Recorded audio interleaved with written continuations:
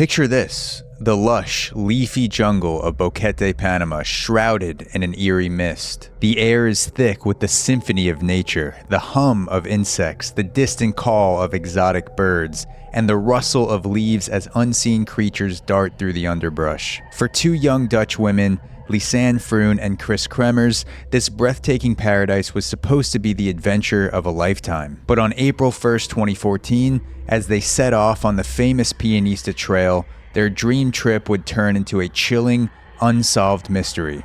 One of the greatest true crime cases of the 21st century. Lisanne and Kris were Dutch tourists and friends, both recent college grads filled with the desire to explore. They had come to Panama to immerse themselves in its culture and beauty and volunteer at a daycare center in Boquete. But that infamous afternoon, when they began their hike, they vanished without a trace. Days turned into weeks, and their absence cast a long, haunting shadow over the picturesque landscape. Search efforts lasted months, with the 10-week search for Kris and Lisanne becoming the biggest in Panamanian history. Civil protection agencies and border guards combed through the 621 square miles of jungle as air forces circled the canopies in helicopters. The parents of the girls came to Panama offering $40,000 for any leads. In the jungle, the indigenous scavenged the terrain for clues. In the mountains, seasoned guides hunted for hopeful signs. Celebrities pled for help on TV, while the president offered words to quell the rising fears. Yet, it wasn't until 71 days later that an unsettling clue emerged. On June 11th, an indigenous woman stumbled upon a rucksack in near pristine condition, lying near a riverbank about 7.5 miles from the start of the trail. Inside were Kris and Lisanne's belongings: 2 pairs of sunglasses, $87.55 in cash, Lisanne's insurance card, other personal items, and, most disturbingly, 2 phones, a black Canon camera, and a camera bag containing a 16-gigabyte memory card. The SD card contained 133 photos with a creation date of April 1st and later, starting the day the girls went missing. The photos taken on April 1st show the girls in an easygoing mood as they often laugh at the camera. But then came the inexplicable. Kris and Lisanne did not take a single photo for 7 days, only to shoot a series of 99 ominous objects and individual body parts in the dense jungle in the darkness of night on April 8th. Were these desperate attempts to signal for help, or did they capture something more sinister? At some point, a photo was deleted from the memory card. All attempts to recover the photo failed, even with the help of specialized software by forensic experts. Was this a malfunction? Or did someone delete the photo on purpose? The phone logs painted an equally perplexing picture. Records revealed multiple attempts to call emergency services, starting the afternoon they disappeared. Over the next 10 days, their phones were switched on and off at odd intervals. Some suggest the girls got lost and were trying to conserve battery power, while others believe a third party took the phones from Kris and Lisanne and controlled them to leave a false trail. On June 18th, bone fragments of Kris and Lisanne were discovered on the banks of the Culebra River. Lisanne's shoe was discovered with a severed skeletal foot inside. Kris's pelvic bone and rib were also found, next to Lisanne's lower leg and a thigh next to clumps of skin. Strangely, the bones of Kris and Lisanne were found in vastly different conditions, with Kris's bones having been almost destroyed and bleached, while those of Lisanne, who is said to have died at the same time and in the same place under the same circumstances, are in, quote, good condition. In this episode, I am joined by Annette Nenner and Christian Hardinghaus, authors of Still Lost in Panama, The Real Tragedy on the Pianista Trail, the most comprehensive, in-depth analysis of the case of Kris and Lisanne ever published. With exclusive insights and a scientific analysis of the 3,000 pages of court files, Still Lost in Panama not only uncovers shocking investigative errors, but also presents new evidence and witnesses. After 5 months of intensive research in the province of Chiriquí, and expeditions into the Panamanian cloud forest, Annette and Christian provide truth to a case full of grifters and unfounded speculation. We dive into unanswered mysteries like why did all the witnesses observe Kris and Lisanne at the Pianista Trail in different clothing than is captured in the photographs? Why do neither the bones nor the clothes show signs of abrasion by the river? Why did the police not inspect the mysterious red pickup truck? Was this disappearance an accident, or was it a crime and a cover-up? We explore all of these questions and more over the next 2+ hours. Without further ado, please enjoy this deep diving, wide-ranging conversation on the Pianista Trail tragedy with Christian, Hardinghaus, and Annette Nenners. Let's get into it. Christian Hardinghaus and Annette Nenner, thank you for joining me on the podcast. Thank you. It's Hi, Zach. great to be here.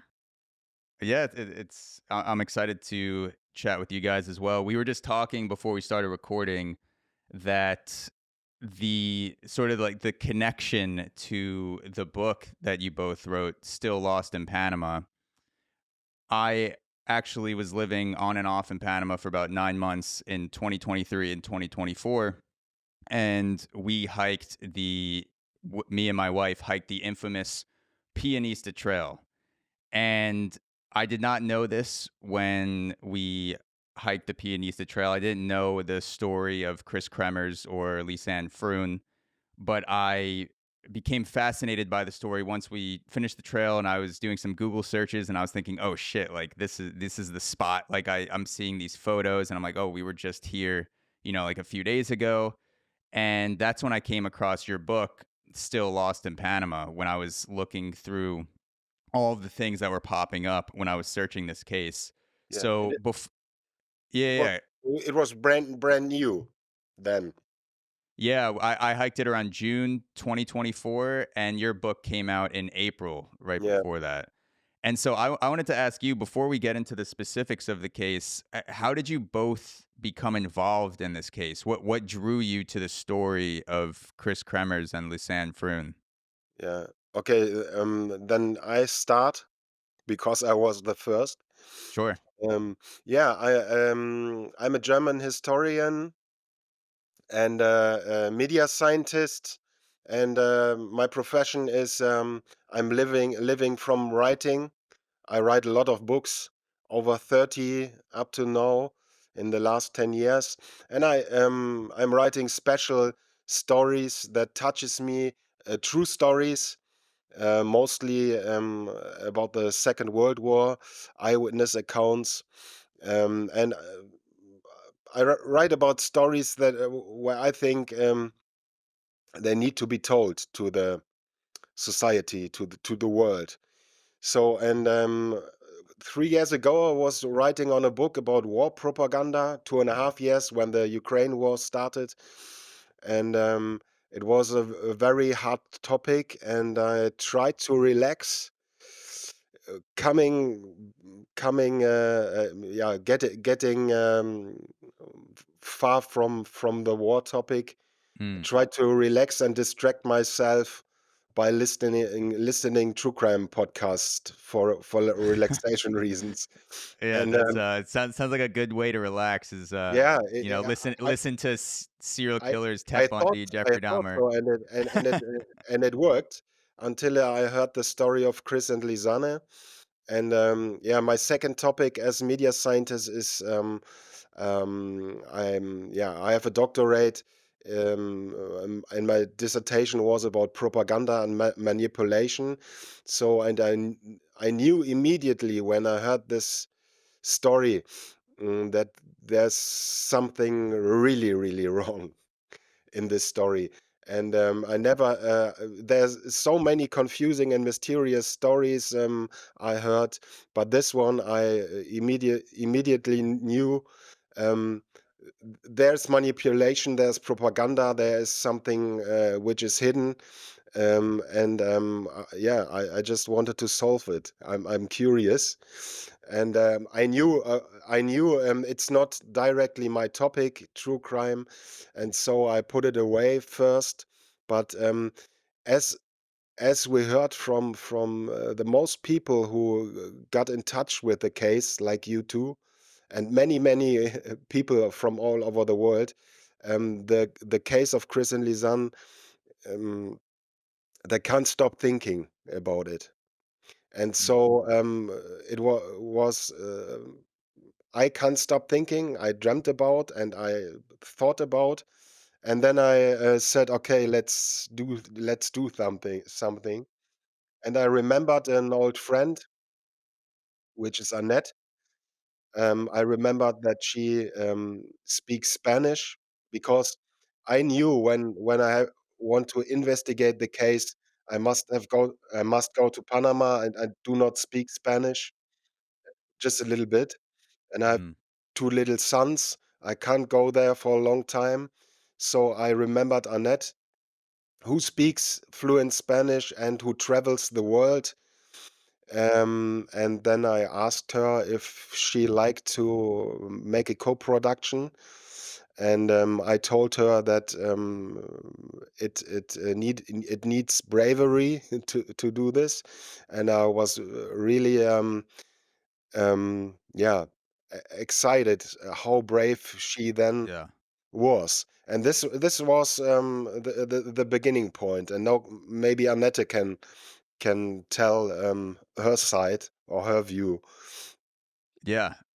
Yeah, so before Christian asked me to join the investigation, I've never heard about the case before, but I was traveling in Mexico in that time, in January last year, Mm. 2023, and then I googled it and I found it very interesting because I like Latin America very much and Central America, and I traveled there a lot by myself as a woman. And so this case was very interesting for me because I also like the rainforest, and I like hiking. So I found a lot of connections between these two women and myself.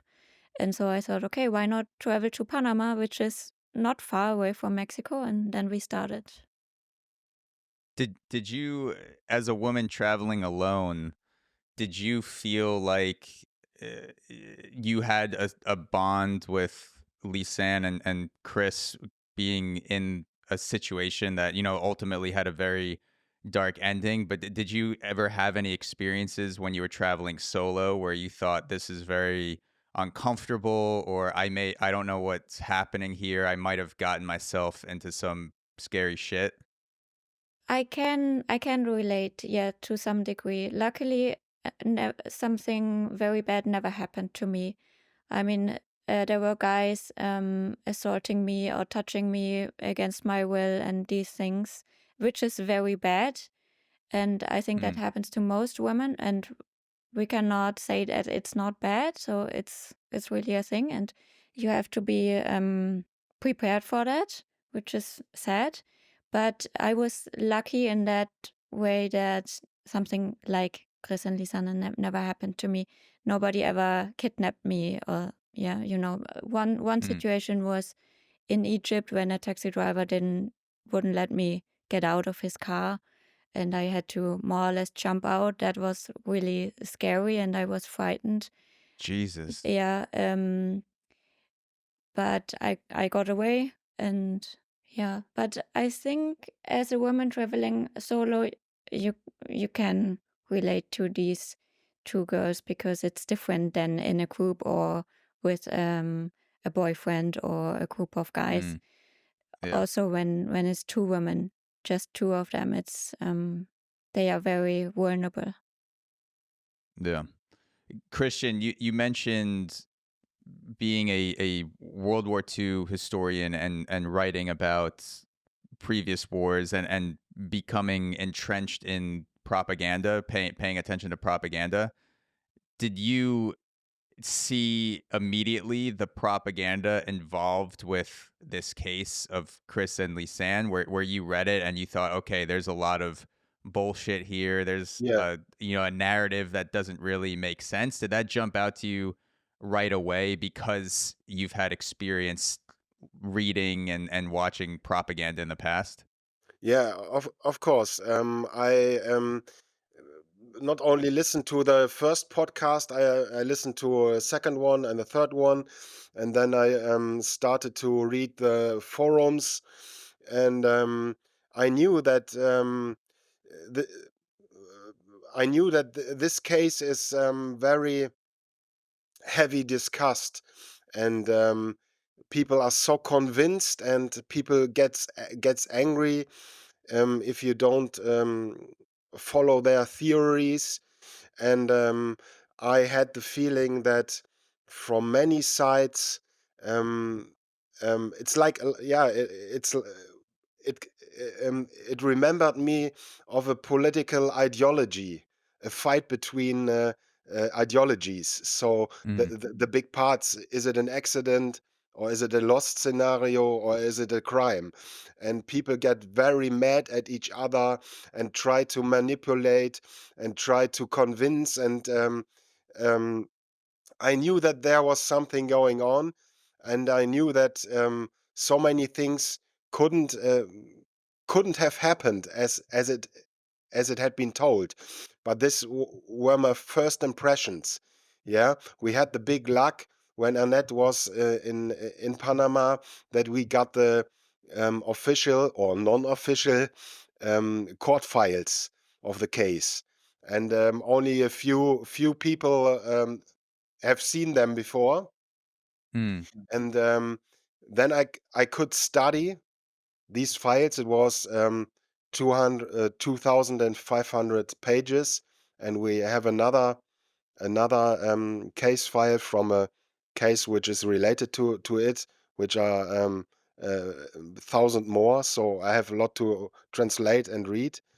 And there you go, that you see um, that this whole case file is full of um, weird things, Mm. um, because you see it when you read it, that every time there is suspect or a suspicious building, or um,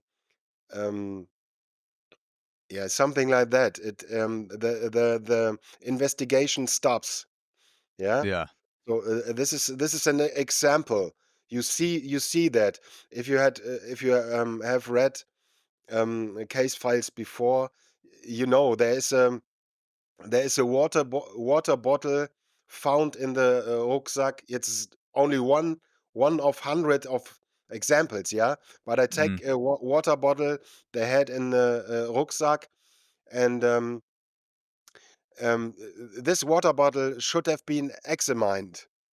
Mm. Yeah, because it would give us a clue where they had last been. Is it water from a supermarket in in it, or is it water from a river? So and this is one example. This water bottle just disappeared. Yeah. Yeah. You Um, do a great job of pointing out all of those mysterious points in the book with the evidence or the searches where you'd think that something would be found and then it would go through the proper yeah, evidence procedure and then yeah, that would either lead to something or would be a dead end. But in this case, as you lay out in the book, there are a lot of many times where the proper procedures seem like they weren't taken and it wasn't brought to its proper conclusion of this is evidence of something malicious going on, or this is either evidence of an accident. The evidence yeah. was not processed at all many Yeah, yeah, times. yeah, and this is so many things that you can't say this is a coincidence. Yeah, there are key witnesses who last saw them, and they didn't talk to them, or let them go, or didn't didn't put um, Verdächtige, suspects, didn't Mm, put suspects under oath. And yeah, documents are left Gone. out, Mm. gone. Yeah, yeah. laboratory results are not shown, and r- you follow it when you study the case. You follow it, and you see, oh, there's something found. Yeah, the bone is bleached. No, no, all the pathologists have to find out why this bone is bleached, and Mm, then it stops. yeah. Yeah. Uh, Annette, you were able to get the case files, the court files, correct? Hmm. And why do you think they chose to share them with you, knowing that the Panamanian government is so secretive with the files? Like they don't hand them out easily. They are very selective. Yes, but I met so many people, and I made a lot of contacts in Boquete, and I think because I was there for so long, in total for 5 months, and so I made a lot of very good connections, and two connections were with lawyers, and one of them Mm, helped me to get the court files. And without the lawyer, you cannot just walk in and get the files. yeah. So you need a lawyer, and a lawyer with a very good reputation. Um, So it's not a top secret or closed for everyone, Mm, but few people can access it, but you have to find a way. Yeah. yeah. So many things are possible if you know how to do it. And this wasn't that easy, but yeah, finally we got it. And so we can prove on these files everything that authors before us. There's a Dutch book before us, and there's this podcast from Jeremy Critt, this American podcasts, and of course we checked all the information, and we could see that even there is manipulation, Yeah. especially in the Jeremy Critt podcasts. Yeah, Yeah. it's kind of fairy tale. He told something is in the files, but it isn't. or And other on the things other side, in the files, a lot of things which point to a very clear direction, and he just leaves it out. He just doesn't yeah, yeah, mention. yeah. Yeah. This selective work. You know that the Dutch authors who wrote before us, who were convinced or are convinced of an accident. They wrote their book together with prosecutor Pitti, who was Mm, under sharp critic, yeah, the leading prosecutor in the case, and this prosecutor was was their only source. So everything they got from her, and of course, then in the book, you can't be as a journalist neutral anymore, yeah, mm, because you are watched, and the prosecutor did not want them to tell how horrific the investigation was. Yeah, so they I think they wanted to. I think they are good writers, and they wanted to tell the truth, but they are dependent. Yeah, mm, The not independent. yeah, Yeah, and and that's so it's even there. You have the feeling that things that could or things that show directions of crime are left out. Yeah. mm, So and this was another hint for me that there are so many different people who want to tell this story in a different way. Yeah, and we just tried with our book. This was our aim, um, to to tell you the facts. mm, Yeah, and to put the fiction away, to not disclose something, but tell you the facts.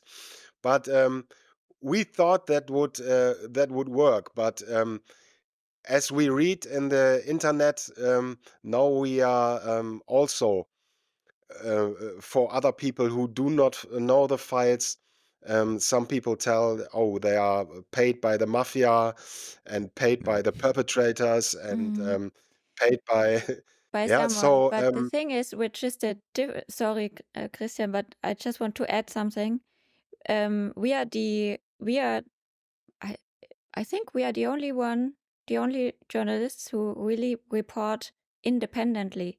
You know, if you see the Dutch authors, they worked with Pitti, the prosecutor, yeah, and the American journalists, they worked with a production company, which also wants to yeah, make yeah. money. But We we didn't work with a publisher company at all, just yeah, Christian and but me. we know it.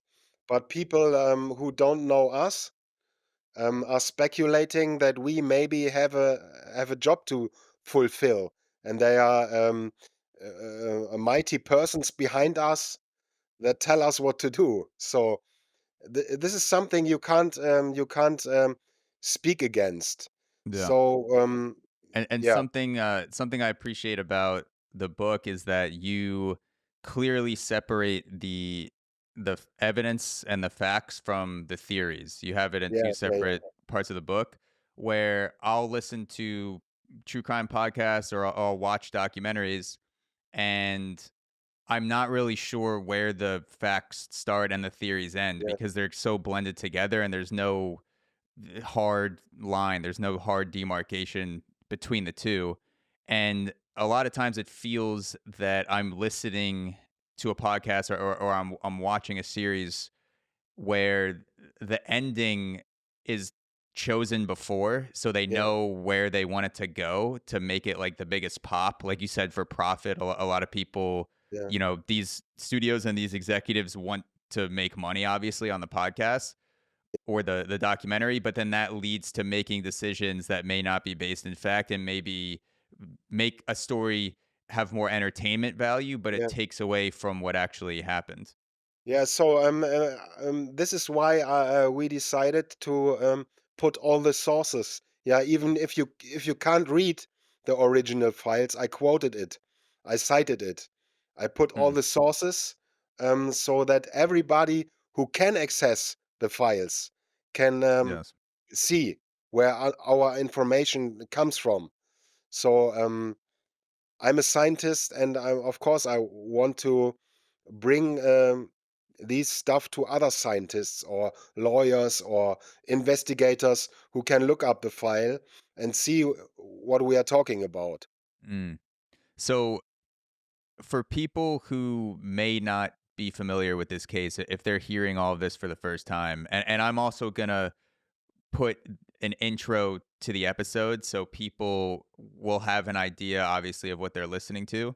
But before we dive into more of the specific details of the case analysis, can you give a brief overview of the disappearance, the sort of like a brief timeline of what happened, like something like a Wikipedia summary, like a Yeah, short thing, just so people can have a tent pole, so people can have sort of a foundation before we dive into the specifics. yeah. Should I or you? Maybe you can go first, and yeah. Okay. Yeah. This is one of the most weirdest and mysterious cases of true crime history. In 2014, two Dutch students, Lisanne Froon and Kris Kremers, went to Panama to, yeah, have a nice time, and to learn Spanish and work at a daycare center. This was booked by a travel agency for them, and everything was planned. And then they had first 2 weeks in Bocas del Toro. This is I would say, the party side of their travel. So they learned Spanish at the Spanish school, and in the evenings they go partying and made friends. And then after 2 weeks, they changed to Boquete, a smaller town in the mountain region where no big parties take place. But this is nothing they want there. So they wanted to work there with little children in a daycare center, and they had been there 3 days and lived at a host family. And at the day on the 31st of March, they wanted to start their work in the daycare center, Kita Aura, Mm. and the Kita manager, a female manager, just was very surprised. She never heard of 2 volunteers coming to her. So, but Kris and Lisanne had this been told a month ago, yeah, and everything was clear. And the Kita manager and said, "No, I don't know about. I don't have volunteers here, and I don't know your school, and I even don't know your principal." Yeah, she Mm. knew nothing. So, and this is where the weird things starts at the 31st of March. So they went back and yeah, the second weird thing is that especially on this time, the principal Ingrid wasn't at school. She was in Costa Rica, and the was heißt The internship? ähm, nein, Mm. the Vertreter. Ah, like the second Yeah, leader the of the second, Spanish school. the second leader, Yeah, like vice Uh-huh. principal. vice, yeah, Yeah. vice, that's the Yeah. word. The vice leader also left the country. Yeah, Mm. um, you can say, what a coincidence. There's a problem, and both uh, go away. I mean, And they went. They were gone before everything happened. So they didn't go. They didn't leave Boquete because of what happened, or maybe we yeah, don't but know. Mm. yeah, we don't know. I don't know. Yeah, So what happened is the German volunteer herself, Eileen. We talked to her. She's also German, like us. We talk to her a lot, and we meet her in Germany. Was left alone, and she was also there just 3 days, and she didn't speak Spanish, and Mm. she came to Boquete with Kris and Lisanne, and they left her with the whole school management. Yeah, somebody who do not speak Spanish, who didn't know the places around, and yeah, she then should care for another workplace for them, Mm. and so the vice principal said, "I'm not I'm not here anymore the next day, but come to the school, and Eileen, the volunteer, will search for another place where you can walk." Then they came at 9 in the morning on the 1st of April, and yeah, the second daycare center said, "No, we don't need Mm. people," and so they had nothing. Yeah, Mm. and this leads to a long chain of maybe false decisions, and into their death. Yeah, they stood in the school and talked about what they could do, and then Eileen heard that they spoke about the Pianista Trail, Mm. and that's why she later said to the police that she could imagine that they went to the Pianista Trail. yeah, But and yeah, yeah, yeah. So that's do you want? what they did.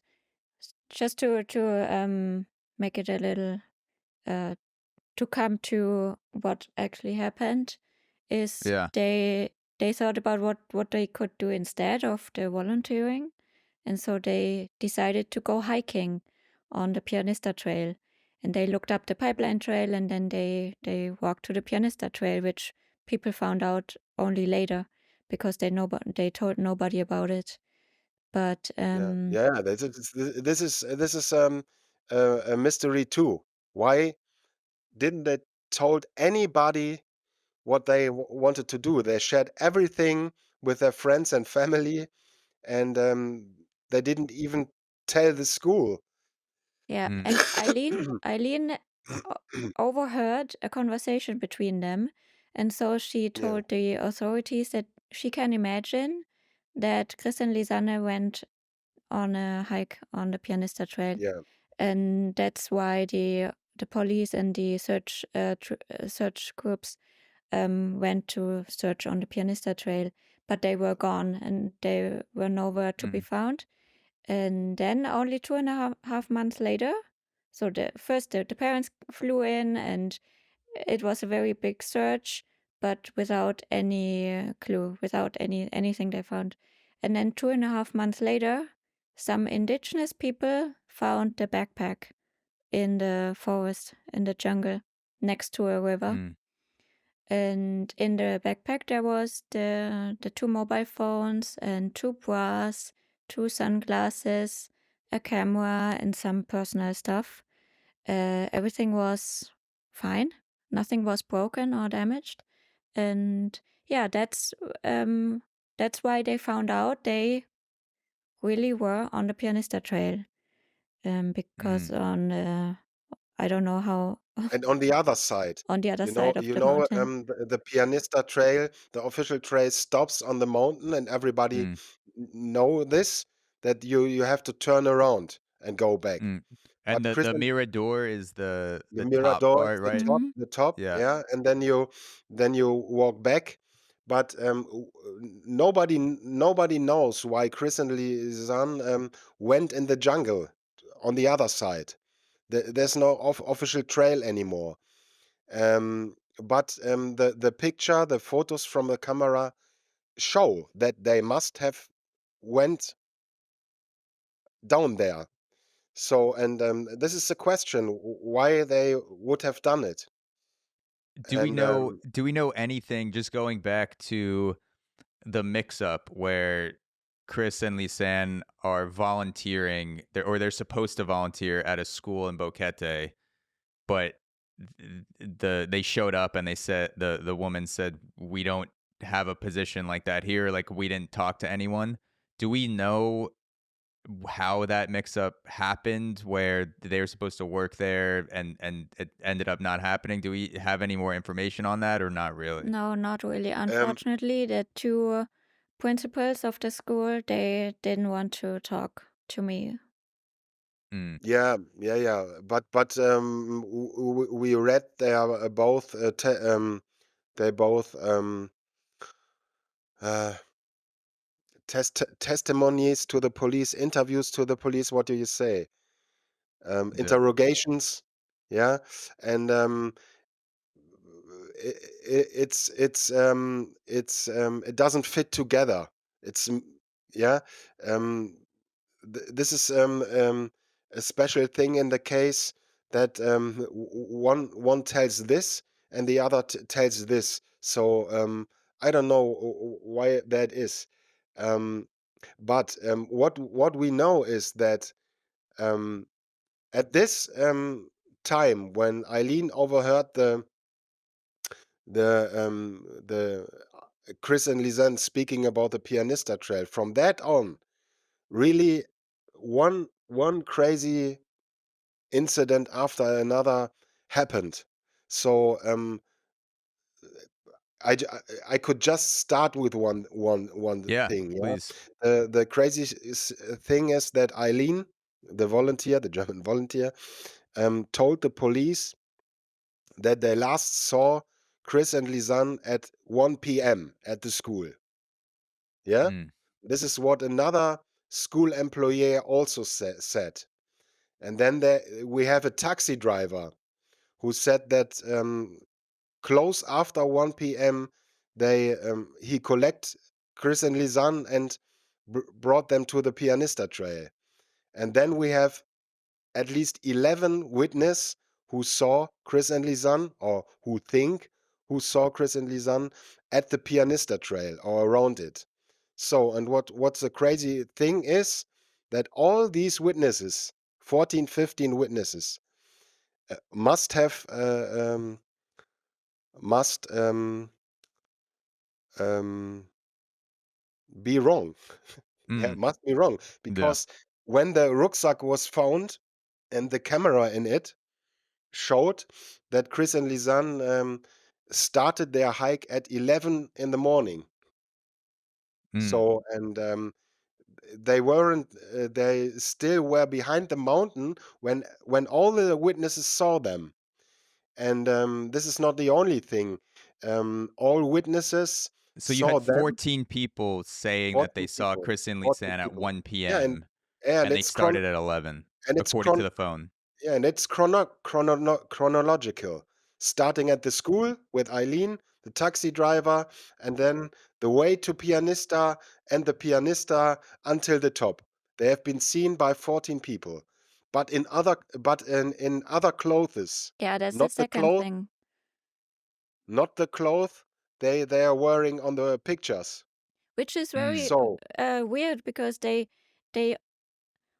all the witnesses they describe more or less the same clothes, black yeah, and white, and then when the once the camera was found, pictures show that they wore very colorful clothes. mm. yeah, yeah, So that's yeah, another mystery in that case. yeah, I yeah, I and actually on the have, oh, go ahead. Yeah. On the other side, you have to say that no, not a single witness saw them on the right time and the right clothes. So it's Yeah. 14 to nil. It's very, Um, very strange. I very, actually I pulled an excerpt from your book about the clothing because, obviously it's very, it's mysterious, and you write that particularly strange is that the clothes worn by the women were seen by the witnesses, sorry, the particularly strange is that the clothes worn by the women who were seen by the witnesses are very different from those worn by Kris and Lisanne and the pictures taken by their camera. It just doesn't make sense that these descriptions are so different, especially considering that the women described are seen so often. The girls' clothing in the photos is one of the great mysteries. The eyewitnesses who claim to have seen Kris and Lisanne several hours later described them in completely different outfits. General details such as age, height, skin, and hair match pretty closely, but no witness ever saw the girls in their clothes from April 1st. The yeah, red and white striped shirt, and the yeah, tight light blue jeans, as well as the turquoise shirt and dark shorts. yeah, yeah, Instead, there's talk of black and white tops, cream colored yeah, shorts, black skin tight 3/4 trousers. The latter in particular appears to have been unusual at the scene and is described by these witnesses. What do you make of that? Because it's, either, I mean, obviously, I'm going on much less, details of the case because I haven't done nearly as much research as the two of you. But to me, it seems like either 14 people are in on something where they're being told what to say, or something with the timing on the camera yeah. was messed with to where the 14 people are telling the truth. It's just that the time doesn't match up and maybe photos were altered in some way. What do you think of that now looking back on all the research you've done? Yeah, I can tell you my opinion. Yeah, there are many theories about. There are, of course, um, often people who then said, "Okay, the camera must be manipulated." Yeah, to hide a crime or something like that. Um, what I think is, and Annette thinks that too, that it's nearly impossible that Kris and Lisanne would have been seen by nobody if they went the official route. So, no taxi driver, they are not seen in the town, they are not seen at the trail, and they have to walk next to the houses of people who living at the trail. Mm, Yeah, and nobody saw them, and they started their pictures right after the residence houses were. There's a mm, place, a Pianista Bridge, and this is a place. Um, where you can get to without walking the official part. You know what I mean? Yeah. So every tourist normally walks the one route. This is the official part starting, and there's a Il Pianista restaurant, and there are people living there, and these people living very close to the trail, a few meters, and um, the chance that nobody sees them there, the dogs bark and stuff like that is very low. But my conclusion or our conclusion is that probably Kris and Lisanne were driven by a vehicle to the Mm. trail. Um, there's a more or less secret path Well, on the right it's side. not a secret path. It's not, yeah, it's not It's the secret. street of a It leads company. it leads to it leads to a dairy It's a it's dairy a farm. private because it's a company street. It's so Yeah, usually you but cannot go. the theory exists that they could have been brought to the trail by a vehicle and left out behind the resistance. So Mm. that would explain for me that nobody had seen them. And this trail, this private trail, it doesn't pass the people and the dogs like you N- would on the No, public trail. No, it's a You could no. parallel. you could get away with not passing people. Yeah, you could go there unseen. And Mm. the funny thing is that on this day, a suspicious vehicle, the red truck, was seen at the trail. And Mm. normally there is no vehicle that drives the trail. It's forbidden and it's nearly impossible. You damaged your car, yeah. But on this special day, when Kris and Lisanne disappeared, there was a red truck driving Mm. uh, half the way, I think, the trail and back a few times. And the resistance noticed that and found it very suspicious because they never had seen this vehicle. And yeah, this vehicle is a mystery, and we did a lot of research about this vehicle. And I think, and we write a lot about it. It's directly connected to the Mm. disappearance, but it's hidden. Yeah. I, Yeah, I'm just thinking back. What you're saying is making me think about my own experience hiking the trail with my wife, where we parked by the public entrance. I think there's a bus stop right near there, so there are yeah, kids and a couple parents. yeah. And then we must have walked by at least 10 people before we actually started the Yeah, trail, with the restaurant, with people that are just living in their homes, dogs, chickens making noise. And there weren't a lot of white people around, so if we did go missing or something happened and the police were like, "Have you seen, yeah, a white, a white guy with blonde hair yeah, missing yeah. in the last day?" Like, they probably would have been like, "Yeah, it has to be this person. We passed Yeah, and and 10 and different Kris people." Lisanne were very special. Mm. A red-haired woman in Panama, and 1 point. How big is I Lisanne? think Lisanne was like 1 meter and 80. I don't know in Yeah, the a US. very big woman, Yeah, she has that Tall, Dutch height. tall woman, but not very big, Yeah. but tall, tall. Yeah. tall woman. Yeah, and a red-haired woman, and both on a very tight cloth, very Mm. short. Yeah, it is maybe hot pants or something like that. So people would notice, and they had signal colors. You know, Yeah, very it's a bright it's pastel. it's a Yeah. bright turquoise shirt, and it's a white red striped shirt, which is also the flag of Panama. So Yeah. people would, Anti-camouflage.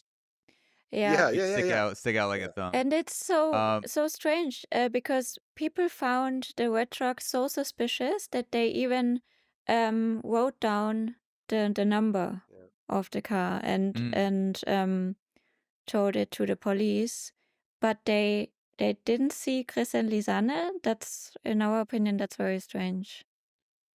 Yeah, so tell me more about the red truck, where you think it comes from, what we know about it based on testimony. I think wasn't there another man with glasses that was seen Yeah, near the red truck? What do you yeah. know about what Yeah, happened with that? the red truck, and the red truck was from the beginning on, this the most suspicious thing for the police, for the criminal department, and they looked for it, and yeah, it wasn't communicated um, to the public in detail what was the um, solution. Yeah, and Mm, when the book of the Dutch authors came out, they told, oh, we read in the files that this red truck was just a truck from the Fair. from the flower fair to collect flowers, and police had investigated it, and they told them, "Oh, we have been there to collect flowers." Yeah, mm. and we read that, but there is so much more around it. So Did you the have to police see. ask, and did they ask any further questions? Like, No, no, if no. if they say I'm here for flowers, you might ask some follow-up questions, Yeah, yeah. not take them for their word. It's forbidden to collect flowers at the trail. So it's forbidden to with a vehicle to drive up there. So and what's very special is um, the truck is not just the truck. Firstly, the truck is located very close, a few hundred meters from where Kris and Lisanne's host mother live.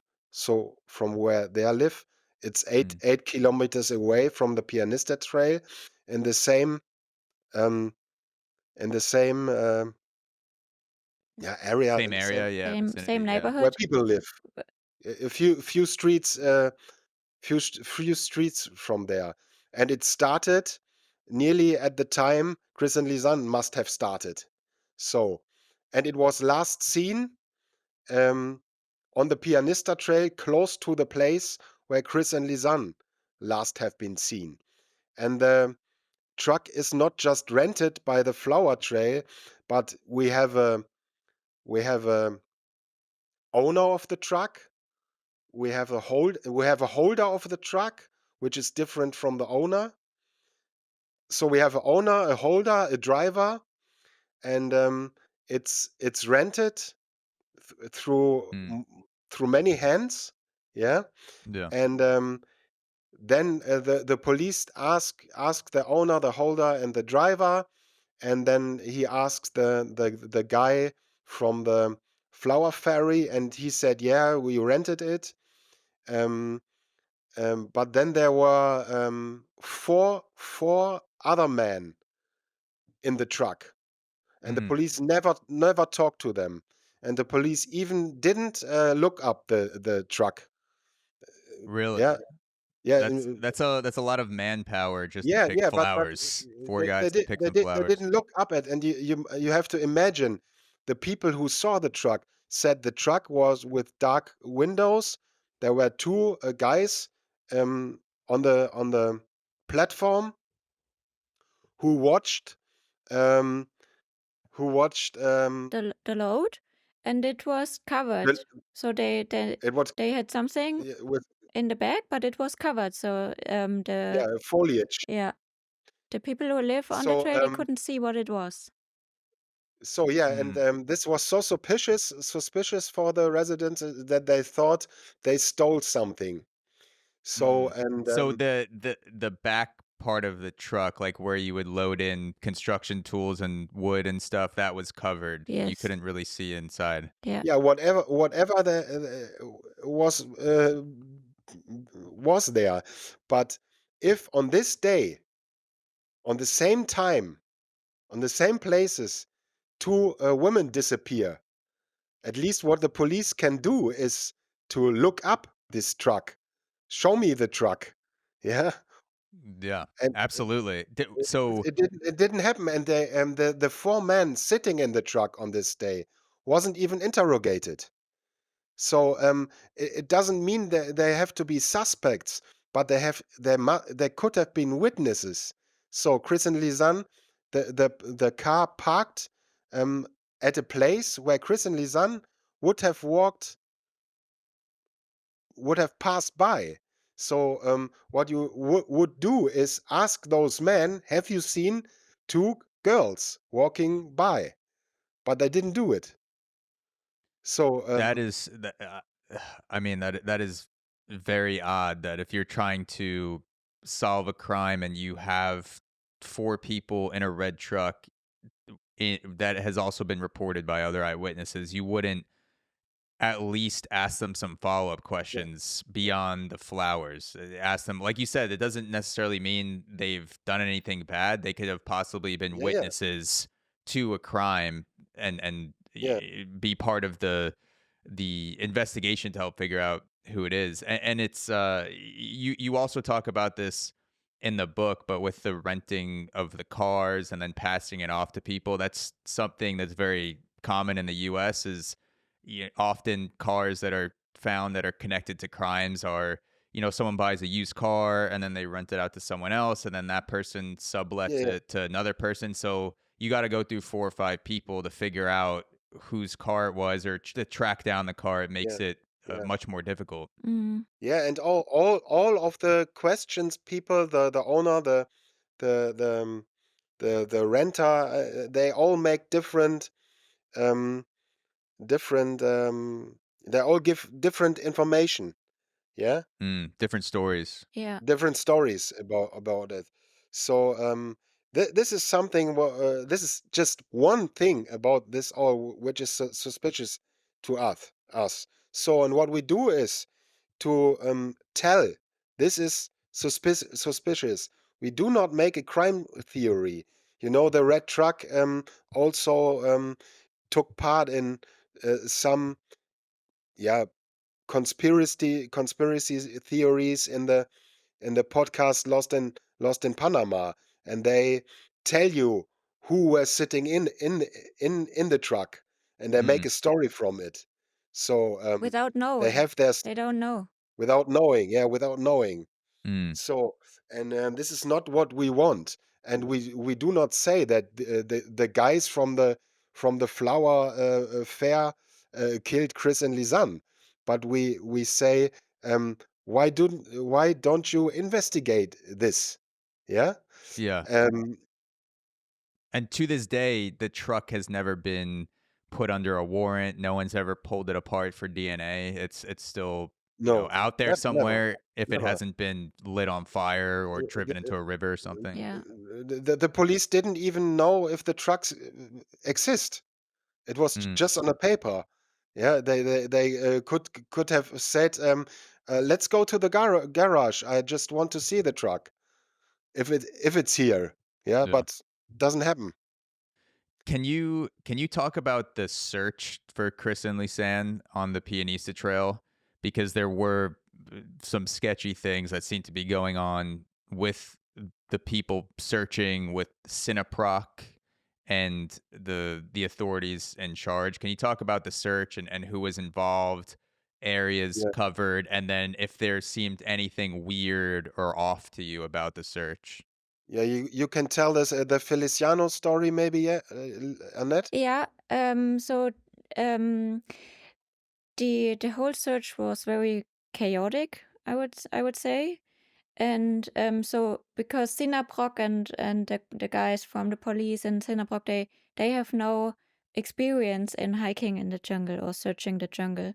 So they needed somebody who can lead them, an expert of the jungle. And that was Feliciano, the guide. That's the oldest and most experienced guide in Boquete, and his specialty is the Pianista Trail. And so they asked him to lead the search group, and he did.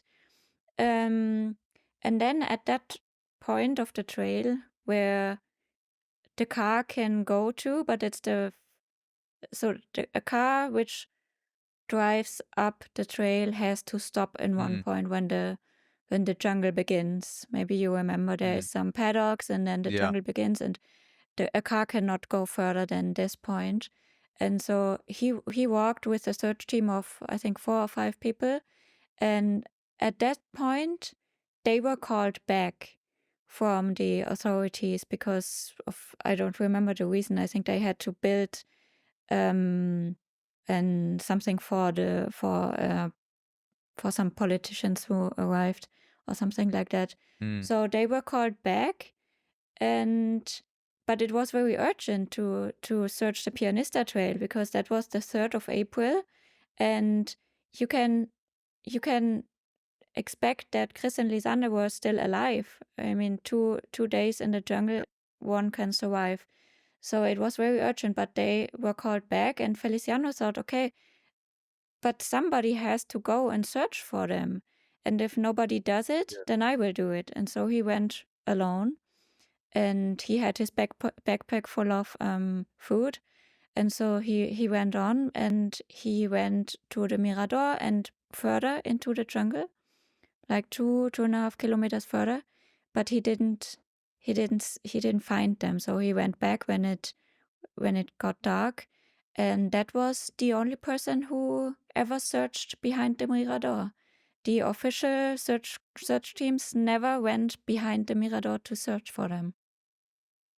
That's incredible. So no official Panamanian authority ever went beyond the peak. They all just turned back.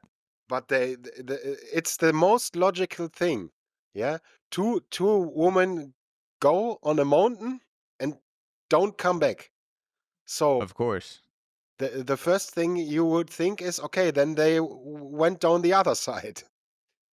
Yeah. So and nobody was looking then, and then in May, a Dutch dog team came to search for the girls, and they weren't allowed to go there. They said, "Oh, we have to go behind the Pianista, behind the mountain."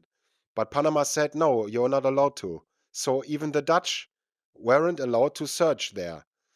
And the first time they went there was when the rucksack was found in June. So this is So over 2 months later. 10 weeks later. unexplainable. Yeah. And they didn't 10 hike. weeks later, yeah. They didn't hike to that place where the backpack was found. They flew with a helicopter. Yeah. So you cannot call that a search. No, yeah. I mean, you're talking about a super dense jungle. You'll see a lot of treetops, but you're not gonna, Yeah. But I don't know how you would find people. Yeah. But what we know is that the private person searched behind. So it was Feliciano on the 3rd of April, and then there's this other guy Plinio, and he has a lot of friends, and he told Zinaprok, he first told them he saw Kris and Lisanne on the 1st of April on the Mirador, and then he asked Zinaprok if he would be allowed to search for them behind the Mirador with his friends. So a group of private people were about, I think, 7-8 days in the jungle to search, but we do not know nothing because this is not written down. This was not no official search. So I have because you mentioned the search being called off at one point, and I have the excerpt of that part of the book where you describe it because it's very telling and fascinating. So you write 2 days had passed before anyone had even looked for Kris and Lisanne on the trail. Dead or alive, a perpetrator could have hidden both or one of the girls in the Mirador area and then taken them away from there in a camouflage vehicle at a prearranged time. In addition to M's estate, which I think it's a hut, like he has like a hut or some buildings on his property near the trail. M, The letter M, yeah. In yeah. addition to M's estate, there are other huts up there that, judging by the file, have not been searched. The area described so far on the upper Pianista Trail should have been turned upside down because of all these clues. Since Yeah, there is no such search, the question arises once again as to whether it is a coincidence that the Cineproc team received yeah, a call from the highest authority on April 3rd at the very intersection where they are heading to M and near which two girls are said to have been seen on April 2nd, whereupon the men immediately stop and turn around. That is a wild place to just stop a search when you're getting close to an area that has yeah, yeah, previous yeah, evidence. yeah, yeah, yeah. This is another thing, that there are huts close to the peak, close to the Mirador, and there are even huts on the other side. So the theoretical possibility that somebody had kidnapped Kris and Lisanne and um, held them in a hut, yeah, Yeah. um, it would.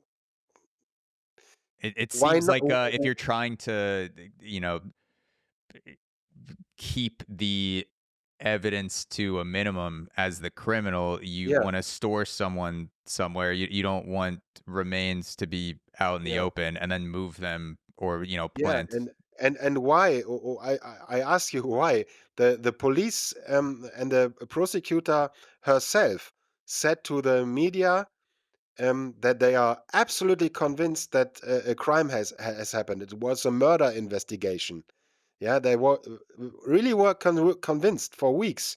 So why didn't they search all the suspicious things? The huts, the truck. Yeah, why didn't they go behind the Mirador? Um, Everything is so logical to do. Yeah, Instead, they focus on searching the houses in town, and even somewhere further away, they focused on doing that without anything which pointed to yeah. to I think they were convinced that Kris and Lisanne was kidnapped from the trail. Yeah, that Mm. they never had been behind the mountain. mm, Mm-mm. So this is what I think. So they were possibly convinced of a theory, and then because they had that theory in mind, they were only looking for evidence that supported it. They weren't looking other places. Yeah, yeah, yeah. And this is a fatal decision.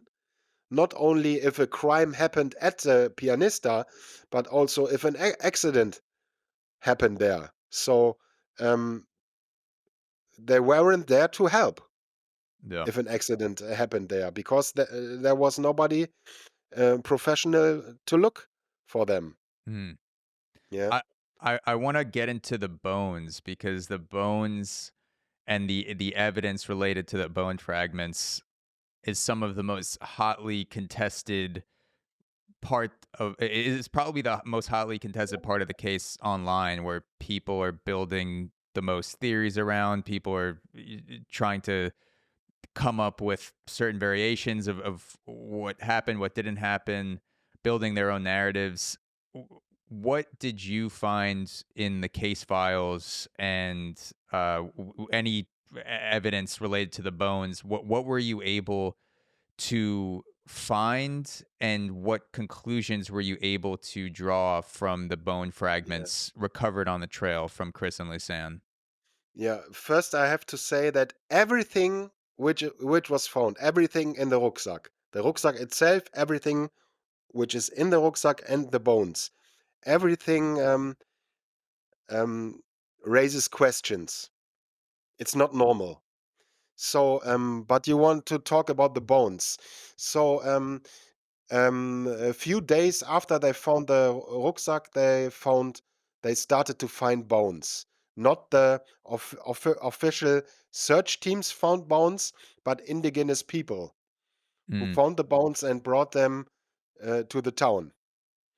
And yeah, they found a rib and a pelvis from Kris. It was 1% of her skeleton, and they found a tibia and a femur, a lower and a thigh and a lower leg, from Lisanne and the food from Lisanne stuck in her shoe.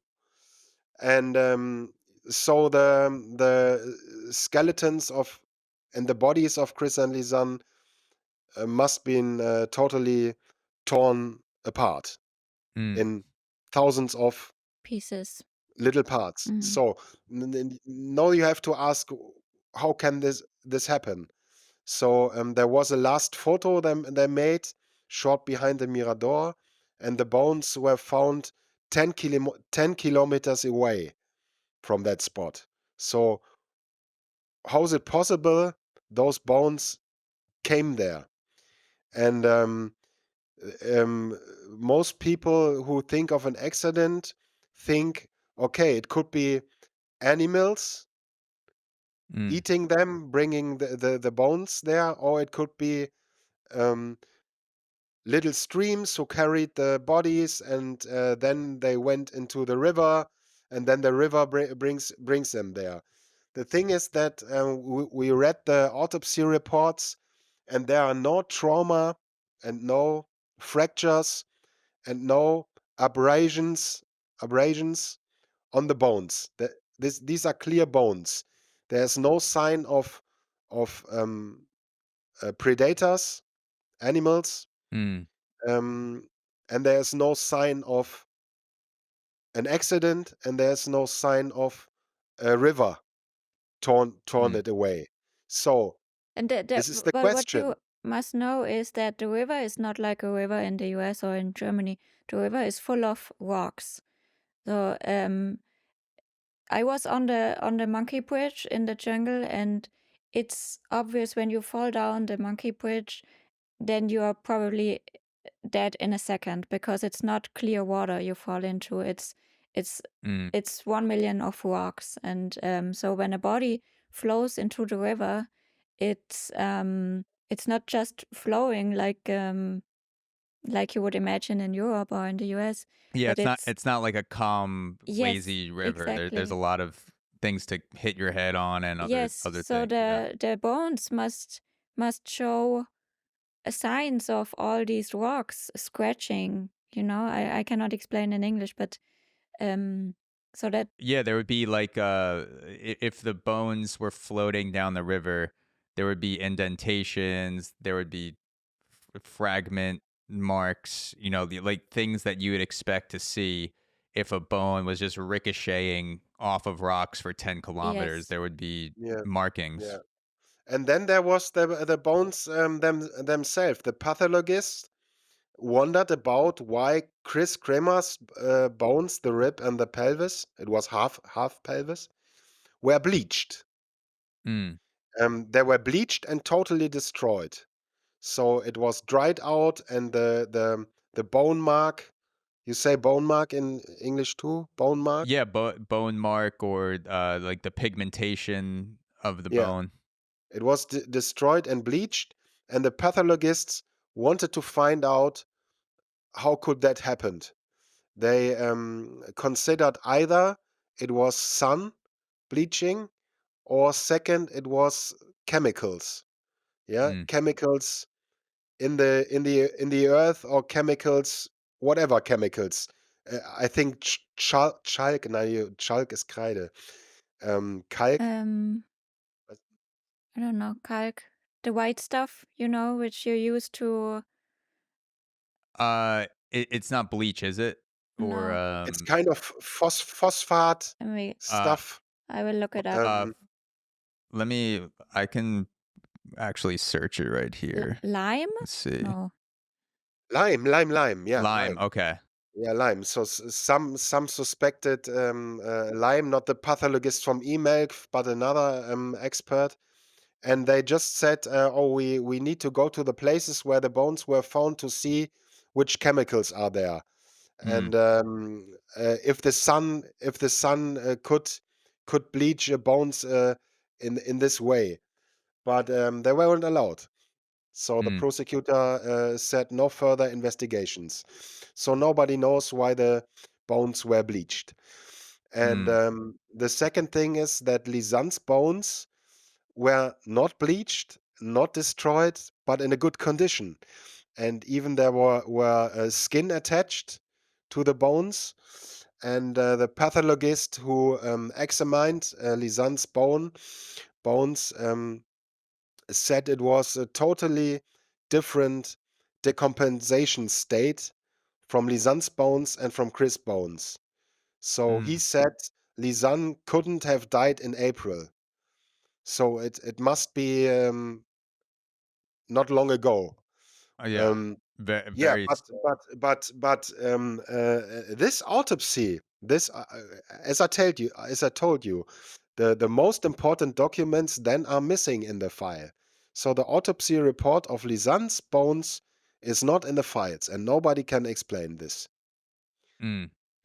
Yeah, So the autopsy report of Lisanne's and Chris's bones, or just Lisanne's bones, are not in the just autopsy report. Lisanne's bones. Everything else is there. Kris' bones, Lisanne's food, but the bones who raises the most questions Mm. are not Another in another dead the end. file. Yeah, That's and another dead end. The prosecutor said to a laboratory, "We sent you the shoes we found," and the shoes had a weird color. Yeah, mm. the bones were like the bones were bleached. This the shoes have a strange color, and the prosecutor said, "Please investigate if there are body dissolving fluids to Yeah, find." I remember. Yeah, in the book, you mentioned the chemical Yeah, phosphorylation process that yeah. it looked like And something had what happened? phosphorized it. The shoes disappeared. The prosecutor herself tried half a year later to get the results and asked the laboratory, "Where are the shoes? Where are the shoes?" And the laboratory answered, "We never get the shoes. Which shoes?" Yeah. Mm. So Also, very strange that yeah, you'd lose a key piece of evidence from an open case. yeah. And if you have those things on and on again, you come somewhere you come to a point where you can't say anymore, "This is all coincidence." Yeah, with Mm. one So I coincidence you could explain in a way, but all these strange things which ends in in nothing, which you cannot explain, and you cannot tell that all these things are just coincidences. There must be something wrong because Yeah, it's just yeah, too and much. too much. coincidence, and also severe incompetence. But it seems so odd that the incompetence always aligns with the most important pieces of evidence. So they have certain evidence, that maybe it doesn't lead to breaking open what happened, but then with the more important pieces of evidence, someone misplaces something, or they lose it, or it never arrived. It all seems Yeah, very strange. yeah. And we didn't talk about the phone, even the phones. Yeah, Yes, yes. I wanna get into the phone logs, and then also the photos. I just wanted to read an excerpt that I saved about the bones. And there was so much as I was going reading in my Kindle. I was highlighting so much, so it was hard to choose which it's good. which which things to pick out. But I just found this so odd. We Uh, wish our readers to be that way, to do that. Yeah, it's this part is more of a summary of what you just said, but it was just so strange that I had to highlight it. So you write that the second special feature of Chris's pelvic bone is the description of a white color that characterizes the bone. According to the pathologist, this indicates that the pelvis had been exposed to the sun for a long time, or that the bone fragment had been in an area with strongly alkaline chemical elements. Independent experts would later strongly doubt that the sunlight in a dense rainforest could have managed to bleach a bone and decompose its interior in just 4 months.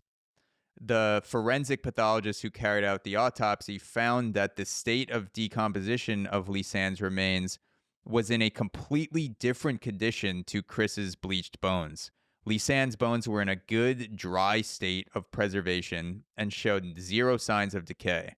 This makes it difficult to explain how the bones could have floated in a river for days, if at all, but it is the only way they could have gotten there in the first place. The fact that Kris's bones have been almost destroyed and bleached also makes no logical sense, while those of Lisanne, who is said to have died at the same time and in the same place and under the same circumstances, are in quote good condition. So two completely states of decomposition, such a small part of the skeleton being found, it all demands answers for sure. So I also wanted to get into the blonde hair and the mattresses because there was hair discovered that also quote disappeared from police possession, and then Yeah. two mattresses that were found in the same area. Did this evidence lead anywhere? How was it handled? Did it provide any insight into what happened? It was thrown in a dustbin. Yeah. So Mm, there was a guy, I don't remember his name, Carlos, but it's Elvis, Elvis. yeah. It No, Elvis was his friend, and then Yeah, I mean Carlos, yeah. it doesn't matter. So like we said, some private people were going into the jungle and searching for evidence or for the girls. And one of them, he was hiking and searching alone, and he found a, I don't know the name, the word in English, like the thing you put inside of your shoe.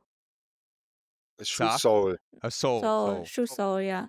He found it, just one, and on top of it there was a blonde hair, very long blonde hair, I think 60 centimeters.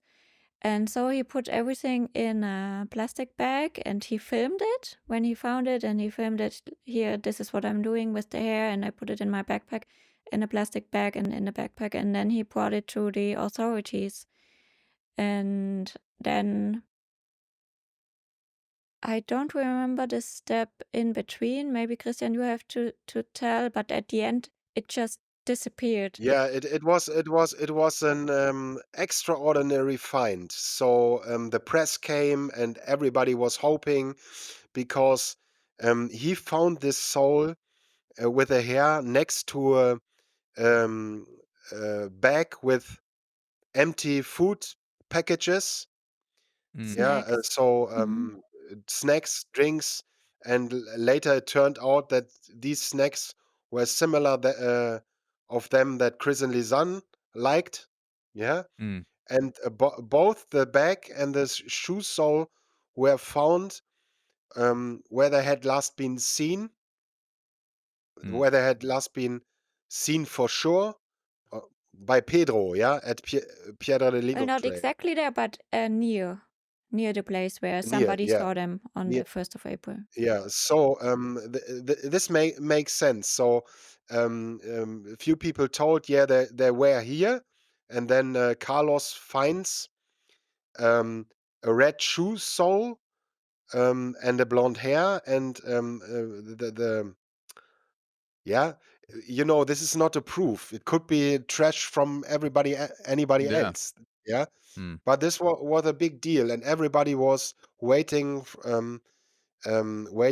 the test results, and then yeah, Sinapok said, "We lost the hair.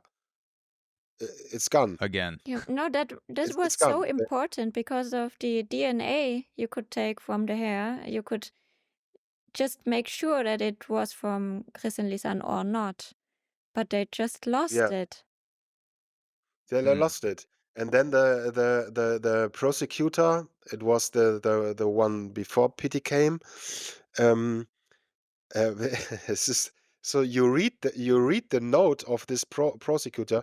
The full conversation protocols. All is in the file, and there you see. Oh, here's a red shoe sole we found.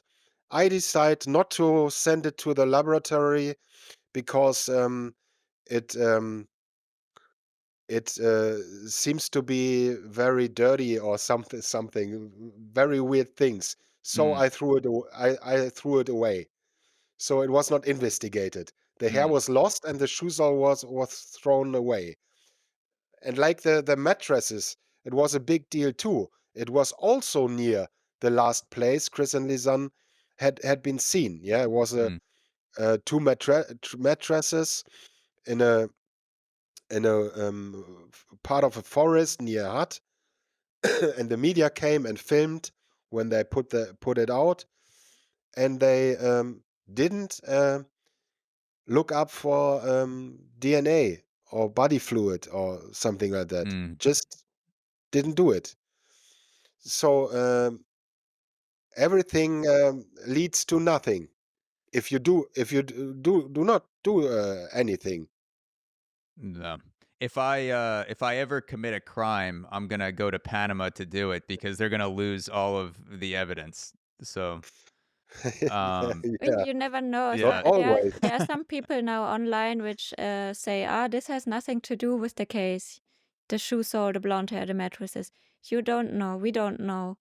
If It may maybe be. it is, It may there is be. no connection between the case, the disappearance, and the mattresses, but maybe there is. At least they must have investigated. Mm. Yeah. So let's take a quick break. I'm just gonna go to the bathroom and then I want to get into the photos. Yeah, I can go to the bathroom too. I'll allow it. Yeah, you can. You So we can. meet again in a few minutes, in 2 minutes? A few minutes. Yep. Okay. Sounds good. Okay. So the another fascinating and mysterious aspect of the case is the photos. There were 133 photos that were found taken after March 31st, 2014, Yeah, and they yeah, were recovered from a camera that was found in the rucksack, correct? yeah, And there were roughly two categories that they were separated into in the yeah. book, which is daytime photos taken on April 1st and nighttime taken Yeah. on April 8th. Mm. What was going through your mind when you first saw these photos? What was your initial reaction? For Um, me, it was well, there were two emotions I had. It's so nice to see them laughing, enjoying the hike. You know, they look very likable, very easygoing, and like very nice people. And then these night photos, which are totally different, totally the opposite, so scary and so dark, and that is, it's really, it hurt my, yeah, it yeah, hurts to look at them. But I had no idea, or I think I still have not really an idea what these are about, the nighttime photos. yeah. But although you didn't really see anything in it, I think they belong to the most creepiest pictures I've ever seen.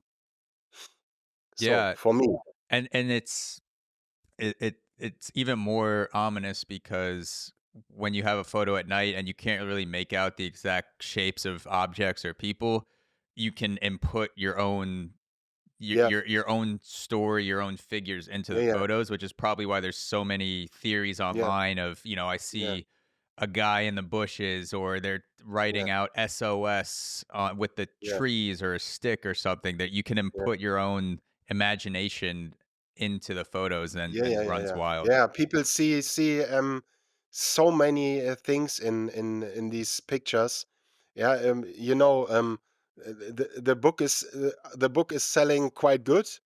So so we get a lot of emails from readers all over the world sending us their theories. So and Yeah. especially to the pictures, to the photos, and they tell us, oh, here's a leopard, here's a tiger, here's an ape. Or indigenous There's an people, cannibals. indigenous person, a tribal person. There's Feliciano Gonzalez be seen. Yeah, there's a third woman, and they see ghosts and skeletons, and they are really convinced. They're not making fun of it. They're really Mm, convinced to see those things. mm. Are there any theories about the photos or maybe other parts of the case that have been submitted to you by people who have read the book where you seriously consider them, or are most of them more imaginative, not to be taken too seriously?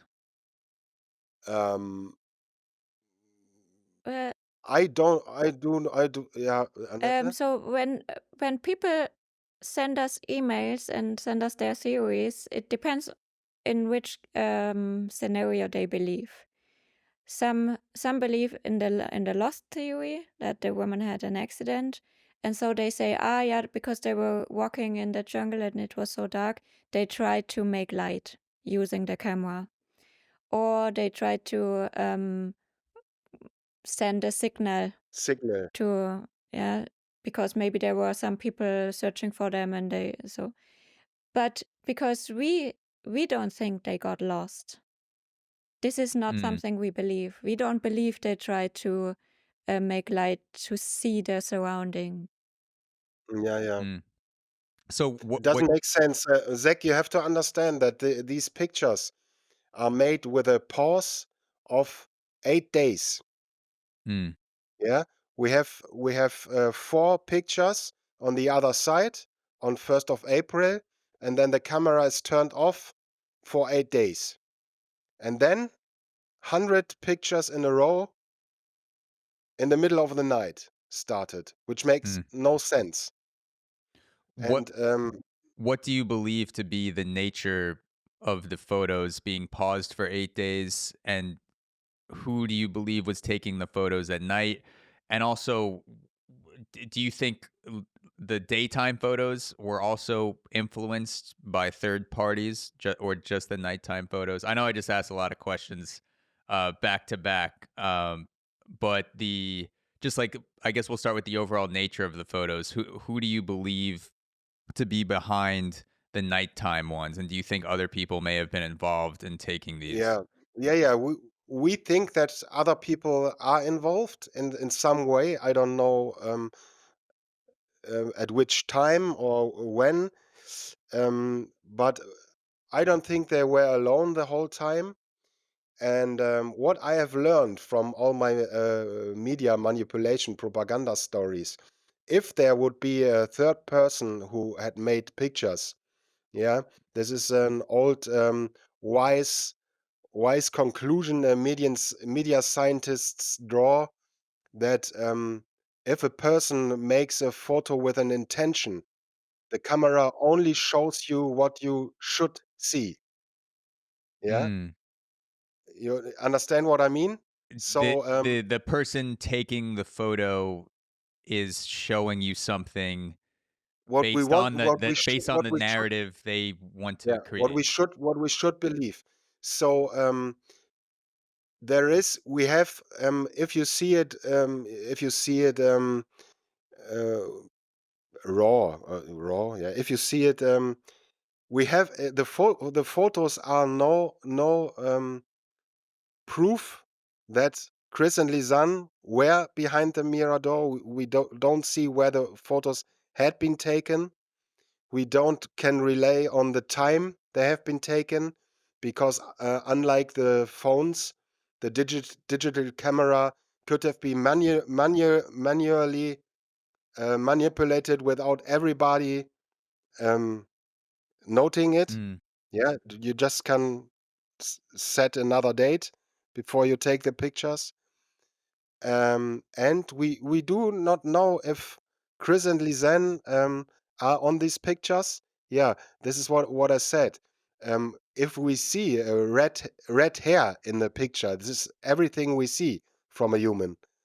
Of mm, course, somebody could tell us the narrative that this must be Kris, because of this is red hair. So we don't see anything else. Nothing. We can say if this is a dead Kris, or is it a living Kris, mm. or is it somebody else, or a Perücke. wig. A wig? A wig, yeah. Yeah, it could be everything. And people wonder why this hair is so clean. You know, it makes a very clean Impression. Eindruck. Impression. Impression, yeah. It's a Yeah. mess, but it's not oily or dirty. You know what you would Yeah, expect you would when expect somebody is. other if lost 8 days in the jungle, you wouldn't expect such clean hair without any dirt particles or leaves or something on it on your head. Yeah. But I think as a conclusion, at least I don't build my own idea which I hold on to. I don't tell myself this probably happened because I don't know. I have some ideas which seem to be more Yeah. plausible than others, but there's not the one scenario which I believe in. But Yeah. what I know is, or what I think makes it even more strange, is because there is one photo missing between the day photos and the night photos. Yeah. You know the day photos from the This first is the 509, the deleted photo. Yes, there's Yeah. one deleted Yeah, photo, yeah. and I think experts found out that it's nearly impossible that Yeah. Kris and Lisanne deleted it by themselves, because if they would Yeah. have deleted it on the camera, then forensic experts could rebuild it, which they couldn't. Yeah. Mm. Yeah. Yeah. Yeah, there would be Yeah, a you backup file in yeah. the Yeah, memory yeah, card. and you just said a few minutes ago that pictures were recovered. They didn't have to be recovered. The camera was not damaged. The SD card was not damaged. They could Mm. see everything, but they noticed there's one picture deleted, and they tried with different forensic software to recover this picture, and it doesn't work, and Mm. they had no idea how this could happen. Yeah. So, and this must be the last picture, either on April 1, before or after something happened, or the first picture on the 8th of April, the first of the night pictures. Mm. These are the two possibilities. And yeah, um, the possibility to delete a picture from a PC without traces. This is something what would be possible. Mm. So But you'd have to it's know what you were doing. You could, if you were an amateur, you'd yeah, probably leave some sort of trail or backup file. yeah. You'd have to We be more of an expert. so far we haven't heard another theory that is convincing. Mm. Yeah, Mm. so people talk about, okay, yeah, the camera was fallen on the ground and made stupid things, and everything was coincidence. Mm. Yeah, so Yeah, and for me also that speaks against the theory that indigenous people like cannibals, which don't exist, but some people say, there are some cannibals in the jungle. No, that's not true. But some people say, maybe there were cannibals killing the two women. But I think no, and not, The- and also indigenous people, they usually don't have computers. They are not able to do yeah, these things, these technical things. Yeah, also, if there are cannibals living in the jungle, they don't eat very often because these girls are the only ones that have gone yeah, missing completely. So it's like they just yeah, struck once, and then like yeah. after that, they're like, actually, I don't feel like eating humans anymore. I'm gonna go back to Yeah, burgers or something. and Now, what we are convinced is, if foul play happens, intelligent people were involved to cover something up. So we had, um, I give you a few sentences about the phones. It's very complicated to explain because it's very much data, and Sure. yeah. But we have two experts um, given the phone logs, and independent from each other, they came to the same conclusion. Yeah. So you see it, even if you are no expert, that the phone behavior of both girls doesn't you don't get it in a situation where two girls are lost. Yeah, Yeah. they are lost on April 1st, and they call the n- call 911 one time each, and then turn off their phones and leave it all off the whole first night in the pitch black dark jungle. Yeah, there were new moon. They didn't see anything, and this is something what's yeah, Yeah, it's what I very can't strange. imagine two afraid girls would do. So, but they left it off, and then on the other day, one of the girls left their mobile phone on for 15 hours without doing anything. Mm. So, and what then happened after the third day? No emergency call was even ever tried, although it would be possible because you always can call 911. Yeah, Yeah, 911. and they everything they did with the phones was switch it on, switch it off 2 times a day, nearly to the same times. One in the morning, one in the evening. Mm. They never used their phones at night. And what people before our book thought was this must be a try to get signal. Yeah, Or to we see make it if there is on, signal. see if we have signal, and if not, we turn it off to save battery. So, but to both experts, we had given the files, the phone logs, Mm. said this couldn't have been because the phones were not on, they were not turned long enough, uh, were They not. they weren't on long enough to check the signal. Yes. Yeah, It yeah, it wouldn't have yeah. made That's sense. right. That's right. That's right. Yeah. The phone logs didn't register any signal surge. So everything what could have happened is the phone was switched on, and it was booting, and then it was immediately switched off. And this is very strange And behavior because I was in the jungle too, also in the very so very far away, searching for signal sometimes. And usually you walk around, you look on your phone and see, there's no signal, so I try it 100 meters further away. You walk around and you check Mm. here, you Yeah. check there. It takes 5-10 minutes. yeah, yeah, Even in an emergency situation, you would walk around and try again and again, and not yeah, yeah, yeah. just Yeah, And you they did nothing useful. They didn't open a map. They didn't use their flashlight, their compass. They didn't check any GPS working functions.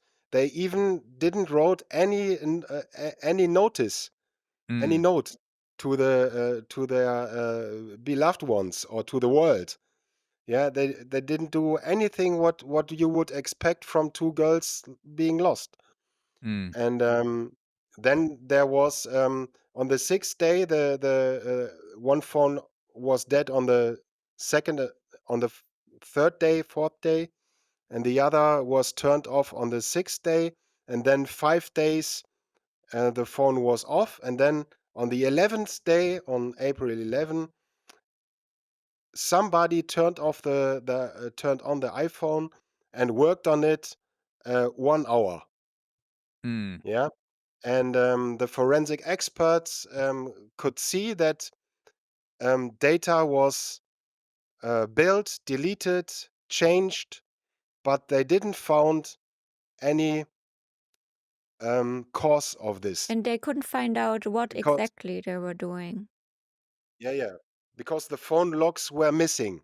The phone logs were missing, and our experts say there are only two options why phone locks could be missing when the telephone is on for operated 1 hour. It's only if there is a bug on the phone, so Mm. the phone is in a way, Like is compromised? There's a yeah, virus or something? yeah, Yeah. or it is jailbreaked. You have Mm. it on a PC and turn it off so that Mm. nobody can see what you do. Yeah, Yeah. and so you must say, well, um, if we think about foul play, on this day somebody would check the phone and could have delete or put on it whatever he wanted to. Yeah. So, but Yeah, we there seems to be a lot of behavior with the phones that doesn't make sense. So when you mentioned that they each called the police once and then turned the phone off on a certain day, that if you think you're lost, you're probably frantically calling multiple times. You're just trying to yeah, get through.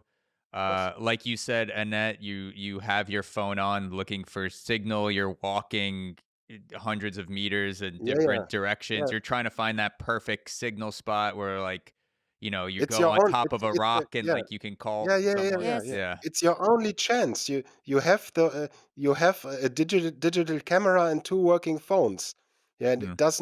it doesn't make sense that people say, "Okay, they didn't, turn it on because they want to save Yeah, battery." Yeah, that's but and even the phones were switched off before it got dark. Even when they switched them off, it wasn't even totally dark. So why wouldn't Mm. you try to get out of that jungle before the dark? That is, Yeah. yeah, it's just not Yeah. plausible. Either you have to believe that the girls went so delirious that they didn't know how to yeah, operate a phone properly, but somehow they were still able to keep themselves alive, or there's a third party that's using the phone somehow to make a false trail, but yeah, not doing it like a teenage girl would, or not doing it like a 21-year-old girl would that's lost in the woods. They're doing yeah, it in ways that are not matching their behaviors. Yeah. yeah. It's Yeah. it's not logical to save battery if you don't do anything to Yeah. use the Mm. phone, you know? Exactly. So they saved until they died then, because, when they found the phone of Kris, we don't know exactly because the phone logs is missing, but the forensic expert from, NFE Holland said it must be at least at 10% charge. Mm. So it was between 10 and 20% charge. So, it was it was enough, power. So why save, save, save, save? And why not, if you're close to death, write one notice to the world, Mm. or make one picture, or yeah, So I have some of the photos here, some daytime photos and a couple nighttime photos, and I wanted to bring them up just to get your thoughts. And I'm gonna see. Sometimes Riverside doesn't work with bringing up the media. Sometimes it can get buggy, but let me see if I can bring these up so you can see them. Do you see that Mm-hmm. the square with yeah, the photos? Yes. Okay, good. Um, so this photo is one of the daytime photos where, for people who are listening and they're not watching the video version, Lisanne and Kris are at the mirror door, I believe, and they're giving both the thumbs up signal. yeah, yeah. What are your thoughts when it comes to this daytime photo? Our first, yeah, Annette. Yeah, so that is very interesting. Um, Maybe it takes a while to explain that. So, or Christian, do Sure. you think we talk about the thumbs? Yeah, I don't know if Zach wanted to know what's our Our first first impression impression? was, Yeah, or whatever.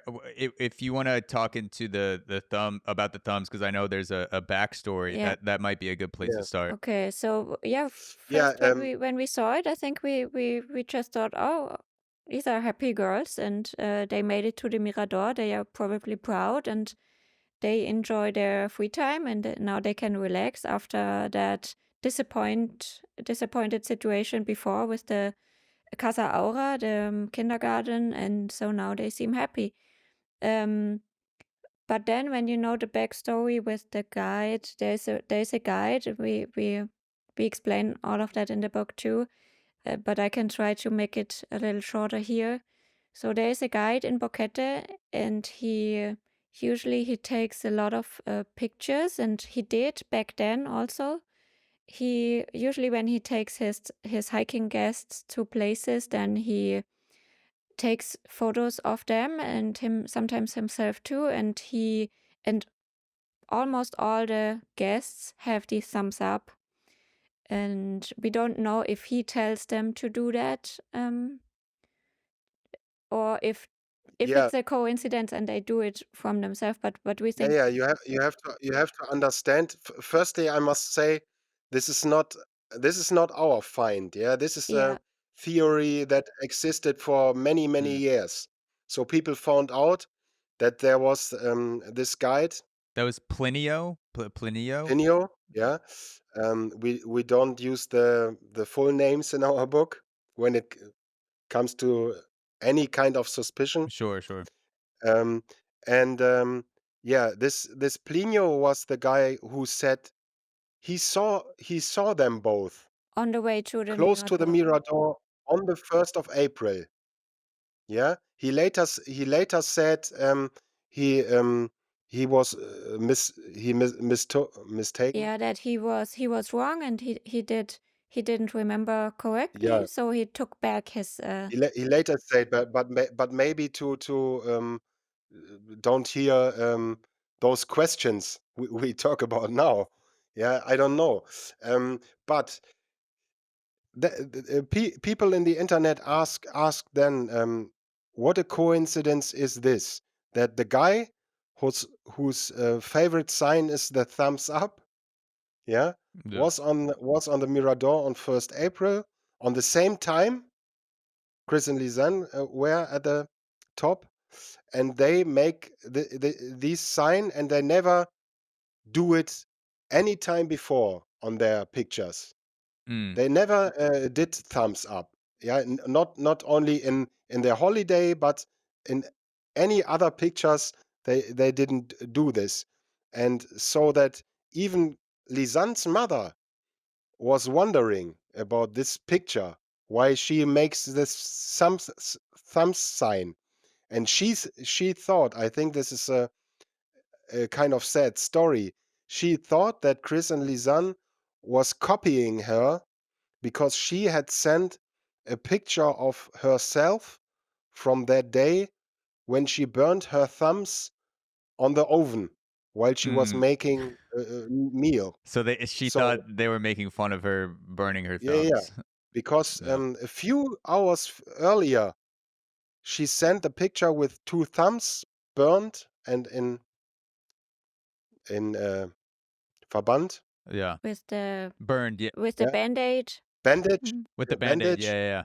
Yeah, and then it was clear for her, okay, this is making fun of me, or yeah, not evil meant, but yeah, we think on you. But later it turned out that Kris and Lisanne weren't able to get this picture Mm. anymore. It doesn't didn't receive it because they hadn't any internet connection anymore. Mm.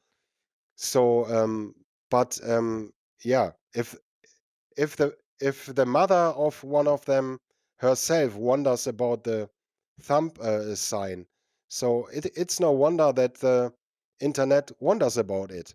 Mm. So, and I don't know what I should think about it. It could be a coincidence, but what I criticize on this part is that this guy Plinio said he saw them, and this guy Plinio said he was on the Mirador with 4 other people, A Mm. German family. and the police and the police and he also told the name, and the police didn't ask them. They didn't search them, they didn't ask them, yeah, and this Plinio and his four fellows could really be in the last ones who saw them there. Mm. So, 'Cause didn't, yeah, Plinio also posted photos on his Facebook where the leaves and the rocks looked the same, so you knew it was the same day, so that, yeah, yeah, yeah, yeah, Plinio yeah, was yeah, yeah, there? yeah, yeah, yeah, yeah, yeah. A few days later, yeah, and then this is also something not we found out, but they are a web sleuth who checked Plinio's pictures and saw that. Yeah, what was it, There Annette? The leaves?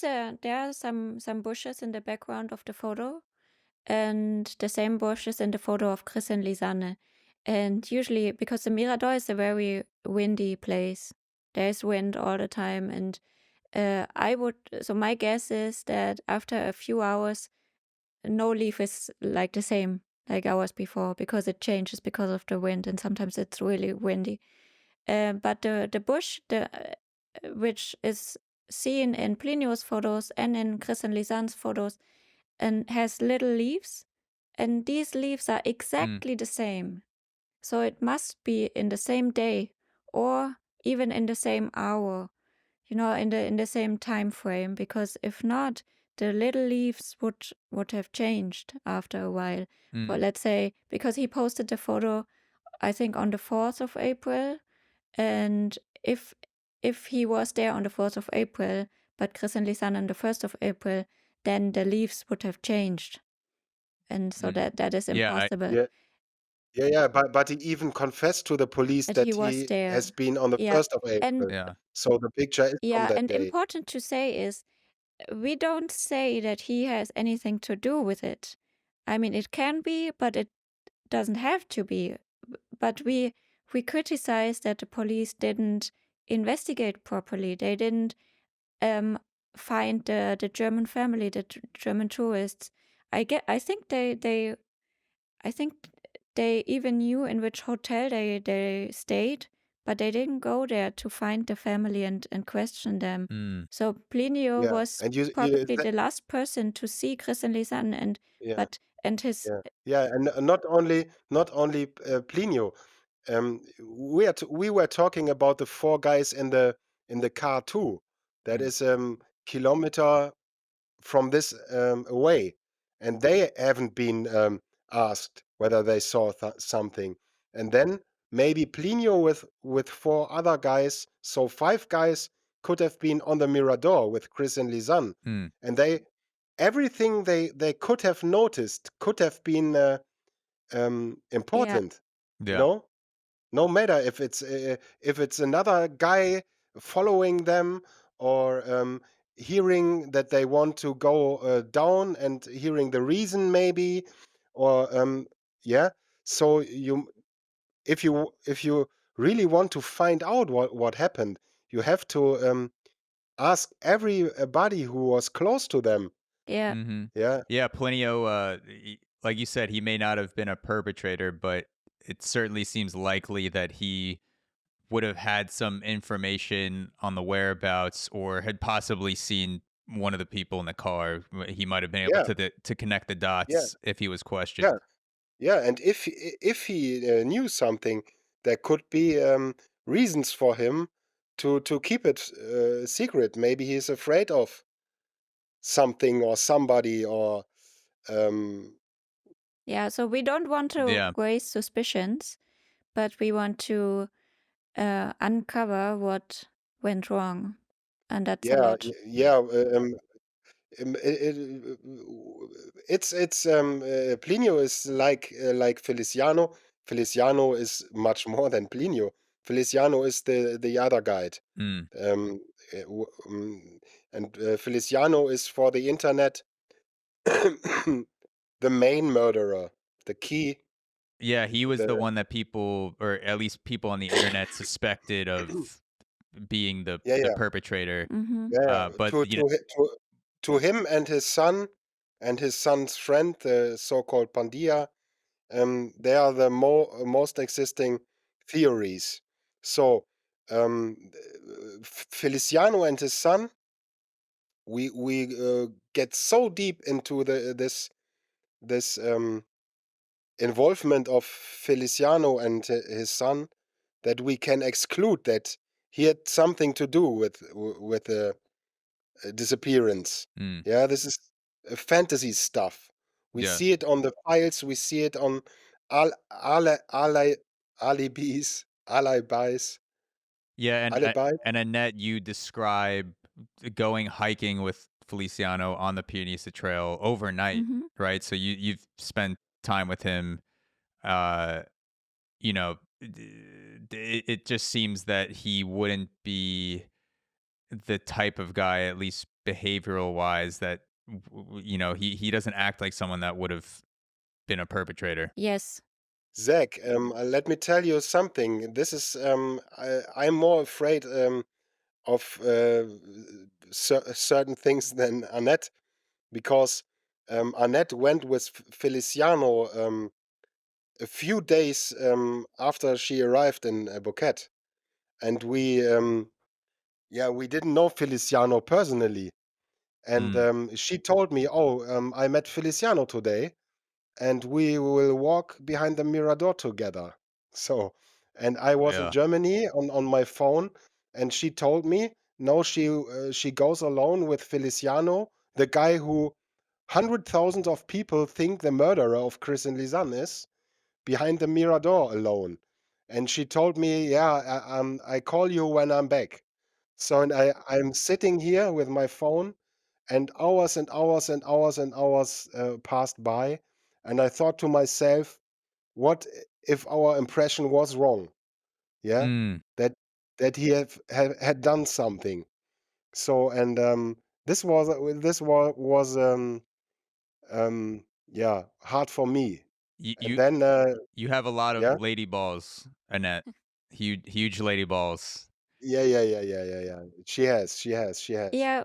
Yeah, but we checked all things in the files and we can and we do in our book um, the suspicion that is created around Feliciano can be refuted. So there are rumors, Yeah, yeah, but there are some other suspicious people in the internet, like Plinio maybe is that we can say if he has something to do with it or not, or what he know, or if he knows something. But of course, we had to put all those people in our book.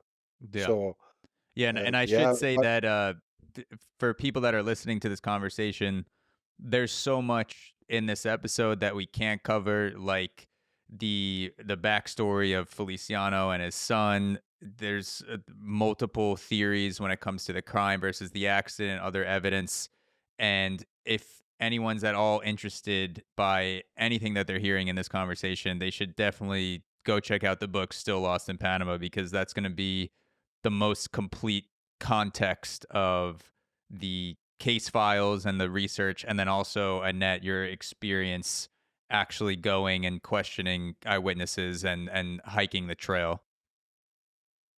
yeah, we Yeah, appreciate it, and we promise an exciting Yeah. lecture. yeah, that's for sure. And I think or what we tried and what we did is to explain everything what happened, also on a how do you say, scientifically basis, Scientific, scientific yeah, basis, scientific basis. but also to make it more like readable, more to fill it with some life.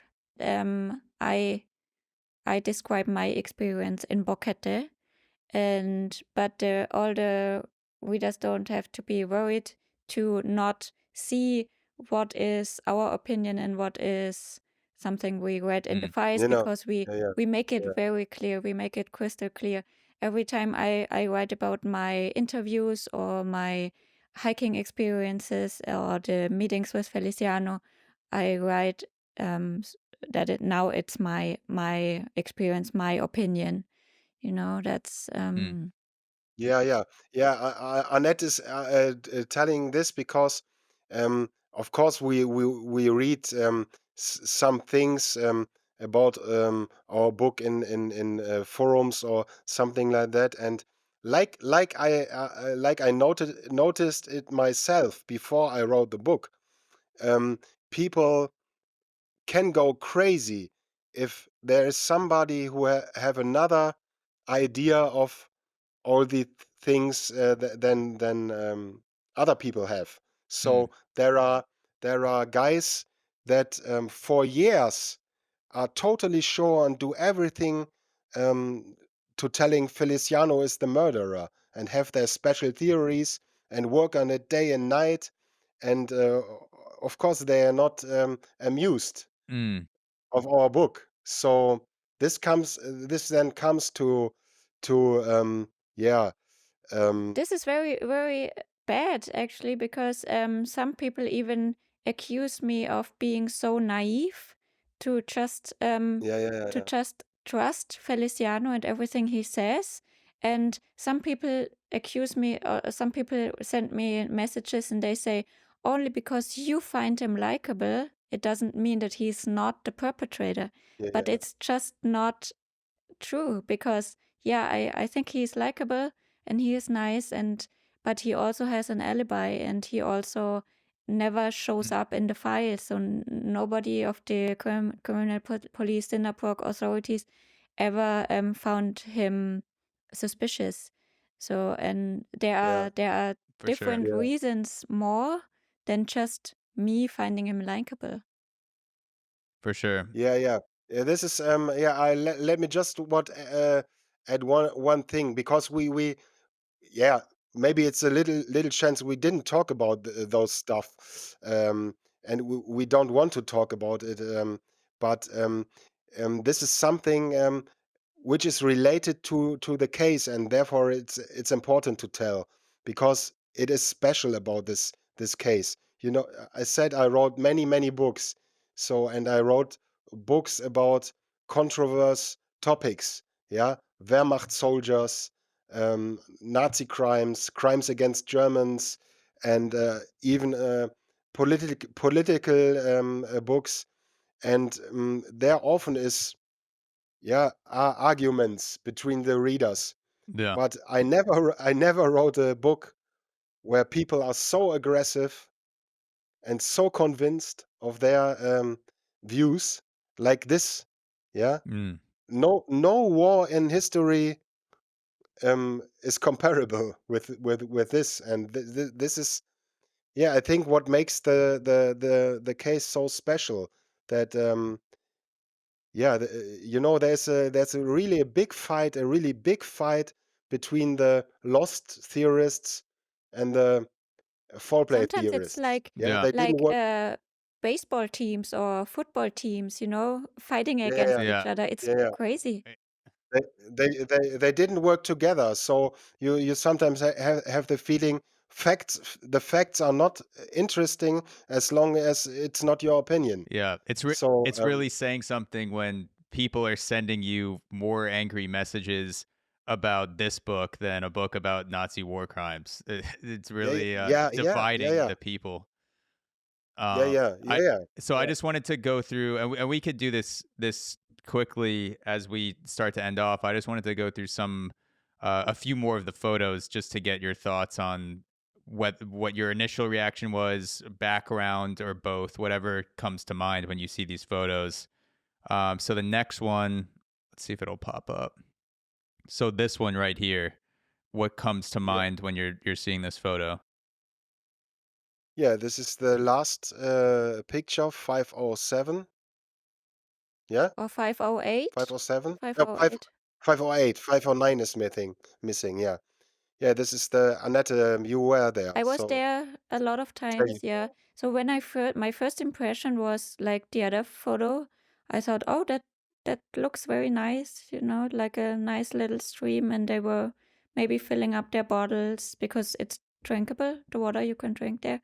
Mm. And that was my first thought about it. And then, so I personally cannot see what some other people say because her mimic is sad, or that she looks sad or worried. I don't see that. Sometimes it's just n- not everybody is happy all the time, so I don't see anything in her face which is worrying. But what makes it very scary or eerie is that we know, because of the deleted photo, is that right after that probably something happened. So that is the last Mm. photo of Kris, and we don't know, yeah. maybe a few It's a steps further, a few seconds later, something yeah, very bad happened. yeah, it's a Mm. very sad picture. It's a sad picture. Mm. And Yeah. then let's see. This is the next Yeah, photo. this was right 20 minutes before, I think. Yeah, that is before. That is, I think that's behind the Mirador. Christian, do you know? Yeah. So Yeah, it's behind. It's the first behind the picture Mirador. behind. Zach, you were there because so you know that there are these tunnels or ravines. Yes, How do you? with a lot of yeah, like a lot of mossy, Mm-hmm. almost like it feels like you're walking in between two mossy cliffs Mm-hmm. on either side. There's a lot of holes in the the walls, like mossy walls. Yes. There were birds in them. Like one time, a bird scared me by flying out. I thought it was a snake for a second, so I was like covering my Mm-hmm. head. But yeah, it gives like a very you're basically like surrounded by two green walls. There's a lot of cloud cover when you get up into the cloud forest, and Mm-hmm. it's a very beautiful but also eerie hike Atmosphere. toward the Yeah, top. that's and these walls get even higher on the other side of the mountain. When you go down on the Mm. Mirador, then they get higher and longer. On the south side of the Mirador, where tourists hike, they are, I would say, like 2 meters high, and on the other side, they get up to like 5 meters high. Oh And wow. so it's really dark there. Sometimes it depends on the weather if there are clouds or not, but sometimes you don't get much sunlight coming in because it's so dense. Even uh, yeah, on this there is no ceiling, but it's like a ceiling of leaves and bushes. And that photo is from these, in between these walls, and I think she enjoys that atmosphere. It's also a very sunny day, so they got daylight in in these cliffs, Mm. and I think she's making fun here. So I think they really enjoyed. Probably um they were excited about these walls. Yeah, people say see anything, see so much things in it, tight hands and tortured face and Mm. stuff like that. But We don't see that no, now. yeah, Yeah, it's hard to tell just by the photo because some of the photos that have been taken of me where I'm the happiest I've been, that month or, that year maybe, my face just looks calm. Like I'm not overly smiling. I'm not like, oh, I'm yeah, happy. And then other photos where I'm like, oh yeah, I was feeling kind of depressed at that time. I don't really look sad to me. So there's a lot of false inferences that people can make about just a snapshot. Mm, yeah. yeah. What I told before, yeah, if we don't know who took the picture, we didn't see Lisanne anymore after the Mirador. Yeah, Mm, they didn't make any selfies. The whole day they made selfies together, but behind the Mirador is only Kris from far away to see. And yeah, mm, whoever makes this picture could have said, "Smile," or "Put your hands behind you," or yeah. yeah, we don't know. And then let me bring up one of the night photos. I think I have one here. Yeah, this is the Yeah, famous. that is maybe the most eerie photos. It raises a lot of questions because we don't know anything. Like we said before, we wonder a little bit about how clean the hair is. It doesn't look like 8 days in the jungle. And yeah, some people see a face behind the hair. Yeah, nostrils and teeth on the right side, and there's also Lisanne's hair, the brown hair, and they see wounds and everything like Mm, that. Yeah, but and if you really concentrate on those things, you really can see faces in it. But it's a psychological phenomenon. mm, Yeah, it's called pareidolie, At pareidolie. least in Yeah, German. mm, so that yeah, your brain makes sense of senseless things. mm, So it's more fantasy. We don't know what we see there, and what I'm concerned about is that there is only this to see. Yeah, I wish to see a face showing that Kris is alive, or mm, showing that this is Kris. Yeah, she can lay on her belly, she can sit, she can stay. Yeah, some people say it's the head from above. Some say it's from behind. Some say the hairs comes from From the the. top and is covering the face. That's what people Yeah, yeah, say. mm, yeah. Yeah. So And we don't know. Is it on a purpose? Is it by coincidence? What should this picture say to us? yeah. Yeah, It's like when you run up the stairs in the dark and then you look behind you, you could see a million things, whatever your mind wants to see in that moment. I feel like there's a lot of similar crossovers to the night photos where if you stare at it long enough, you start to see random things or random images that your brain makes up. yeah, yeah. So yeah, as we end off, I wanted to just briefly get into the accident versus the crime theories, and you lay it out in so much detail and such great storytelling in the book with the theories that you build, and there's multiple theories for accidents and multiple theories for crime. So again, anyone who wants uh the full narrative and the full sort of picture of these theories should definitely go check out the book.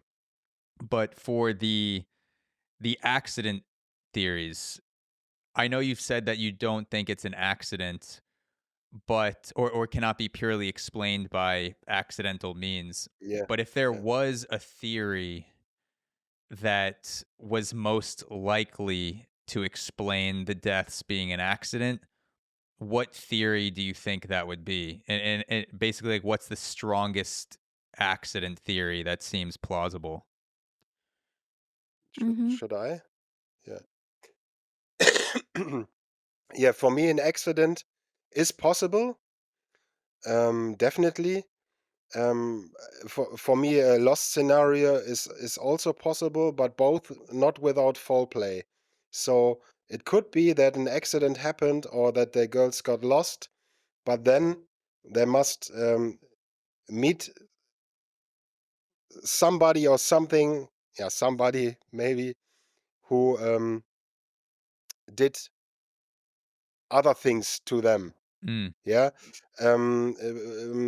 For us, it's not explainable, and by all our research, it's not explainable that nobody could have been find the girls dead or alive, because they are not much possibilities where they could have been, and the whole behavior and the the whole mysteries in the files. Yeah, let me think that when we sell foul play, often people think maybe these are not English speakers. I don't know, but many people um, associate foul play with crime, rape, murder. Mm. So this is not especially what we think. It could happen, but foul play can mean so much more. So it could be an accident that has been covered up, or somebody could have been responsible for an accident and couldn't say this. Um, Mm. so yeah, even a manipulation from whomever could be foul play to not tell the truth for whatever reason. Yeah, Annette, do you have an idea of an accident? Accident, like I said before, I try not to focus on one idea when I can't prove it, and because I don't believe in an accident scenario. I don't even believe that they were lost more than a few hours. I can imagine they were lost for 2 or 3 hours and then met somebody, but no, I don't believe that they really got lost. Maybe if they got lost for some hours, they would have find their way back. So I believe in a crime, and that's why I cannot Mm. tell you my theory about an accident. Yeah, yeah. So, To a I don't know. yeah. Go ahead, Christian. Okay, just to come to a conclusion. Um, yeah.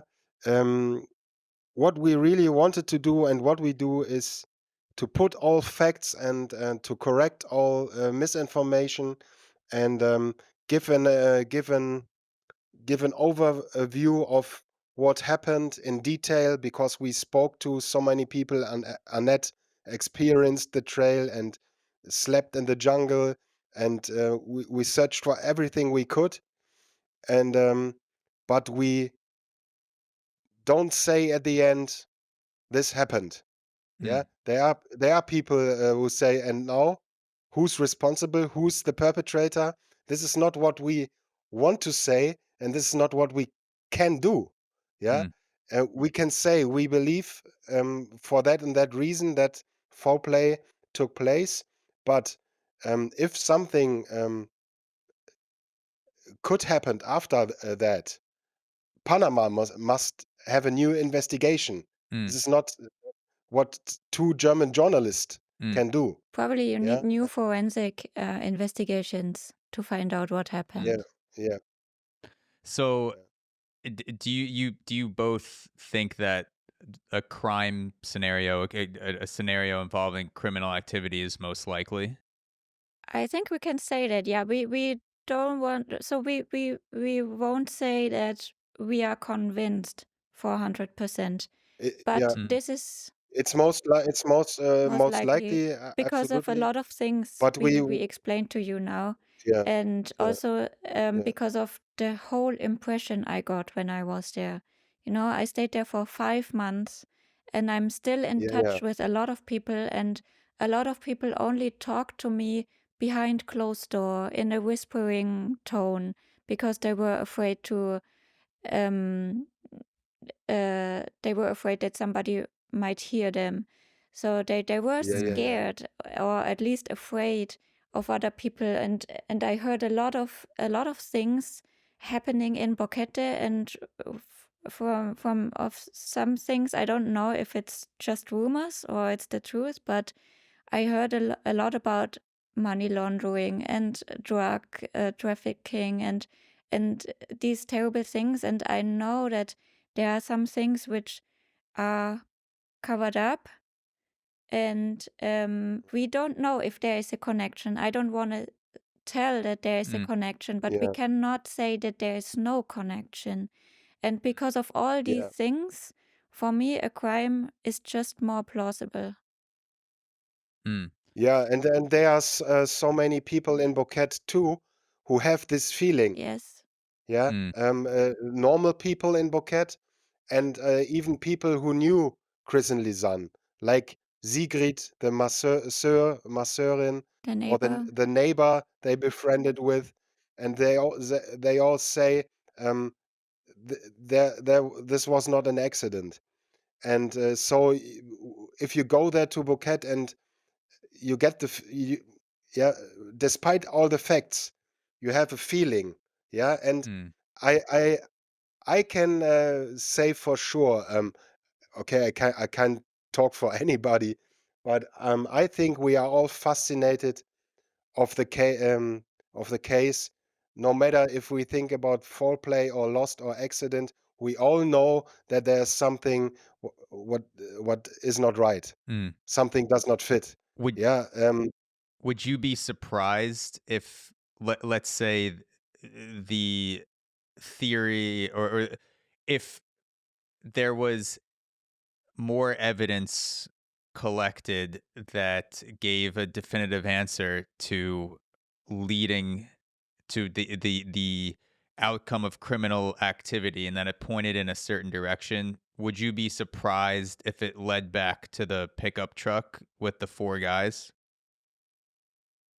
I'm convinced that the pickup truck is somehow involved. Yeah. I don't know who sat in there. Yeah, it could be an just an ale. I'm a fucking Well, word. Ale, ale. Say it to me. What's alibi alibi. in English? Alibi. Ale, alibi. It sounds like like a doner kebab. Um, alibi. I like Yeah. alibi better. Alibi. Alibi, alibi. Alibi. Yeah, it could be an alibi vehicle. There could be more red trucks. Yeah, people describe them different. There could be so much about this, but also this truck doesn't mean that those are the perpetrators. But Mm. Kris and Lisanne had somehow had to come to the trail. And one of the biggest mysteries is, like we started with, that 14 eyewitness saw them on a different time, and that nobody saw them on the right time. And this is for me no coincidence that exactly on this day there was a suspicious red truck on the same places like Kris and Lisanne were. And yeah, I think they had come to the trail with this truck. Whoever was in there, we don't know. And yeah, maybe these guys know something more. Mm. Did Yeah, and I for myself are convinced that this case will be solved one day. I hope so, and I wouldn't be surprised if this book had a lot to do with that, to prodding Oh, into unanswered questions. And we get so many theories, yeah. and people who want to cooperate, and people who have ideas. Yeah. We today today have problems to do other things because we are so confronted with this case. Mm. So, and I would be happy if someday, sooner or later, I can do I can leave the case. Yeah. So. Did you did you see any evidence in the case files or Annette, did you talk to anyone in Panama who gave you the feeling that Panamanian authorities were applying pressure to cover up a possible criminal trail to protect tourism? Yes, but I would say the interviews as a whole gave me that impression. Not only one person. Um, but when I interviewed, let's say the fifth person, and they were all more or less the same, like I said before, behind closed door and very not they were not talking very loud because they didn't want to be heard. And so all of these interviews gave me the impression there's maybe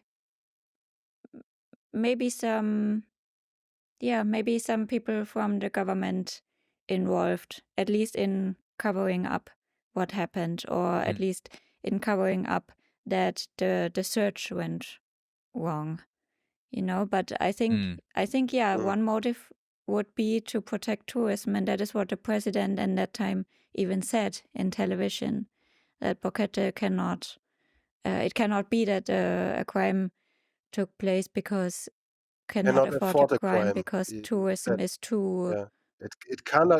Can't be a crime because Boquete cannot afford a yeah, crime. This maybe you would say it's a Freudscher äh, Sigmund Freud. You know deutscher Yes, Sigmund yeah, yeah, Freud? yeah. Versprecher. And there's an expression if you say something by But it's accident the truth. Yeah, and you a call it, Freudian slip, Uh-huh. and we say yeah, in a English, yeah. Mm. Freudian And slip. Boquete is a very Yeah. touristy So place. It's full of hotels and guest houses and restaurants, and there is a lot of money in Boquete. Tourists bring a lot of money. So yeah, I think that could be one strong motive. Absolutely. So you made a list of 50 unanswered questions involving the case at the end of the book. If a genie could grant you the answer to just one Phew. question, which questions would you pick? Which question would each of you pick if you could have just one thing answered? I don't have them all of them in front of me, so I don't know. Christian, do you? I don't know them by I don't know them just so. yeah, but this is a very, very, very, very good question. So I want I to give. can read some of the categories. So you have before the disappearance, all the, not the things going wrong with the volunteering. Then you have the witnesses with why did the 14 witnesses see Kris and Lisanne at the Pianista Trail at a later time than the reconstructed times of the camera. You have the remains, questions about the bones, the clothes, the foot. Yeah, I can tell you. This is what I tell to many others. I am convinced. I'm really convinced that there is a time cover up, a time manipulation. I'm really, really sure.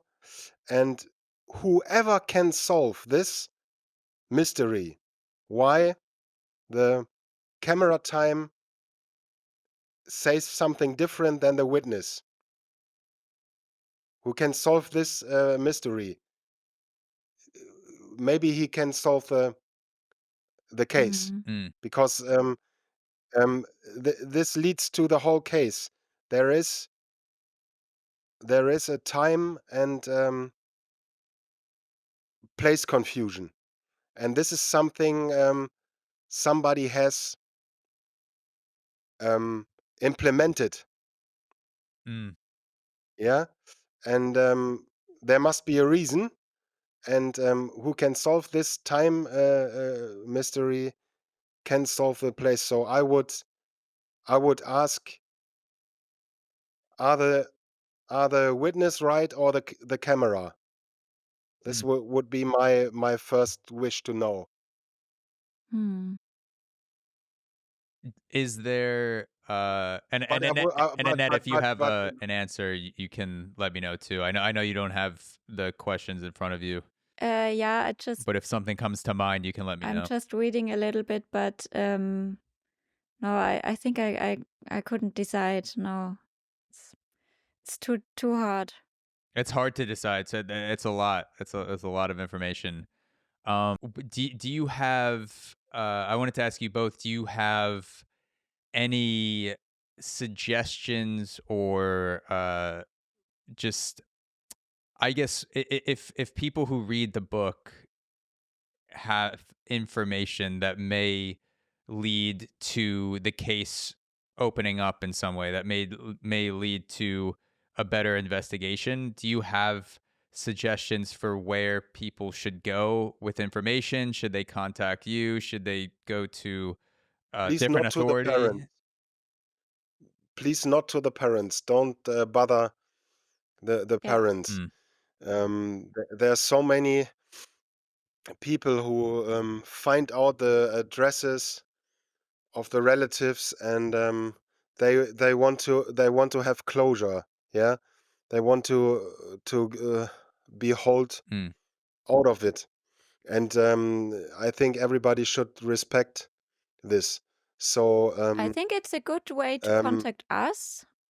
If somebody doesn't, yeah, I mean, there is probably nobody who has investigated that much like us, because I was there 5 months, nobody else was there that long, and not a lot of people have the court files.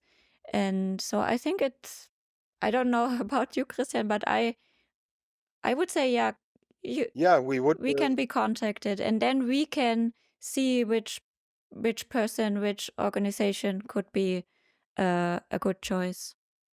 Mm. Yeah, so let's make clear that we can't do anything Yeah. ourselves, but we can maybe give an um, advice, or calculate that these things, yeah, um, and we can help And we further. have a lot Yeah. of But contacts yeah, too.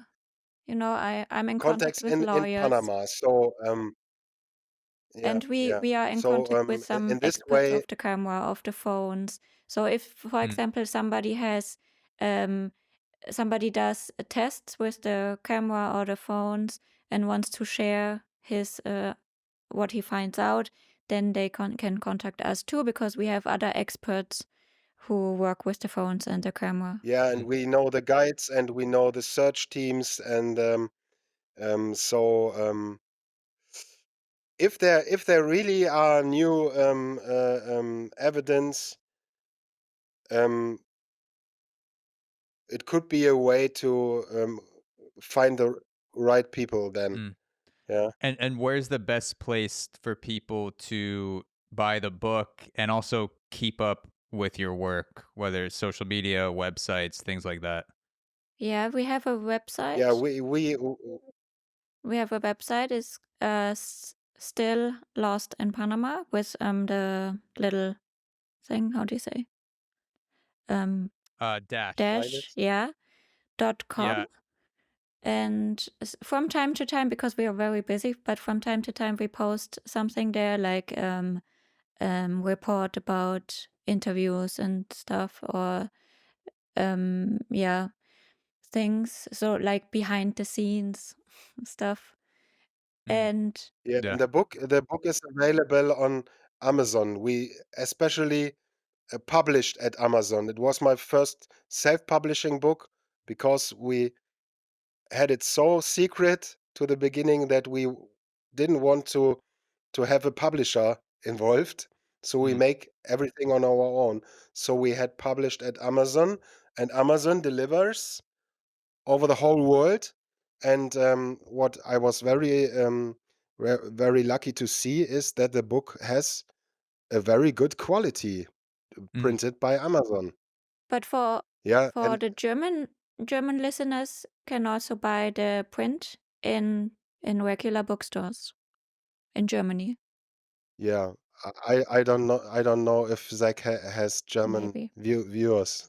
There might be a few. I check the listening demographics every so often, and there's a, Yeah, maybe by accident because you have a German after-name maybe, surname. yeah. I trick Germans into listening to the podcast, and then they have to learn It's English. it's it's Grossfeld.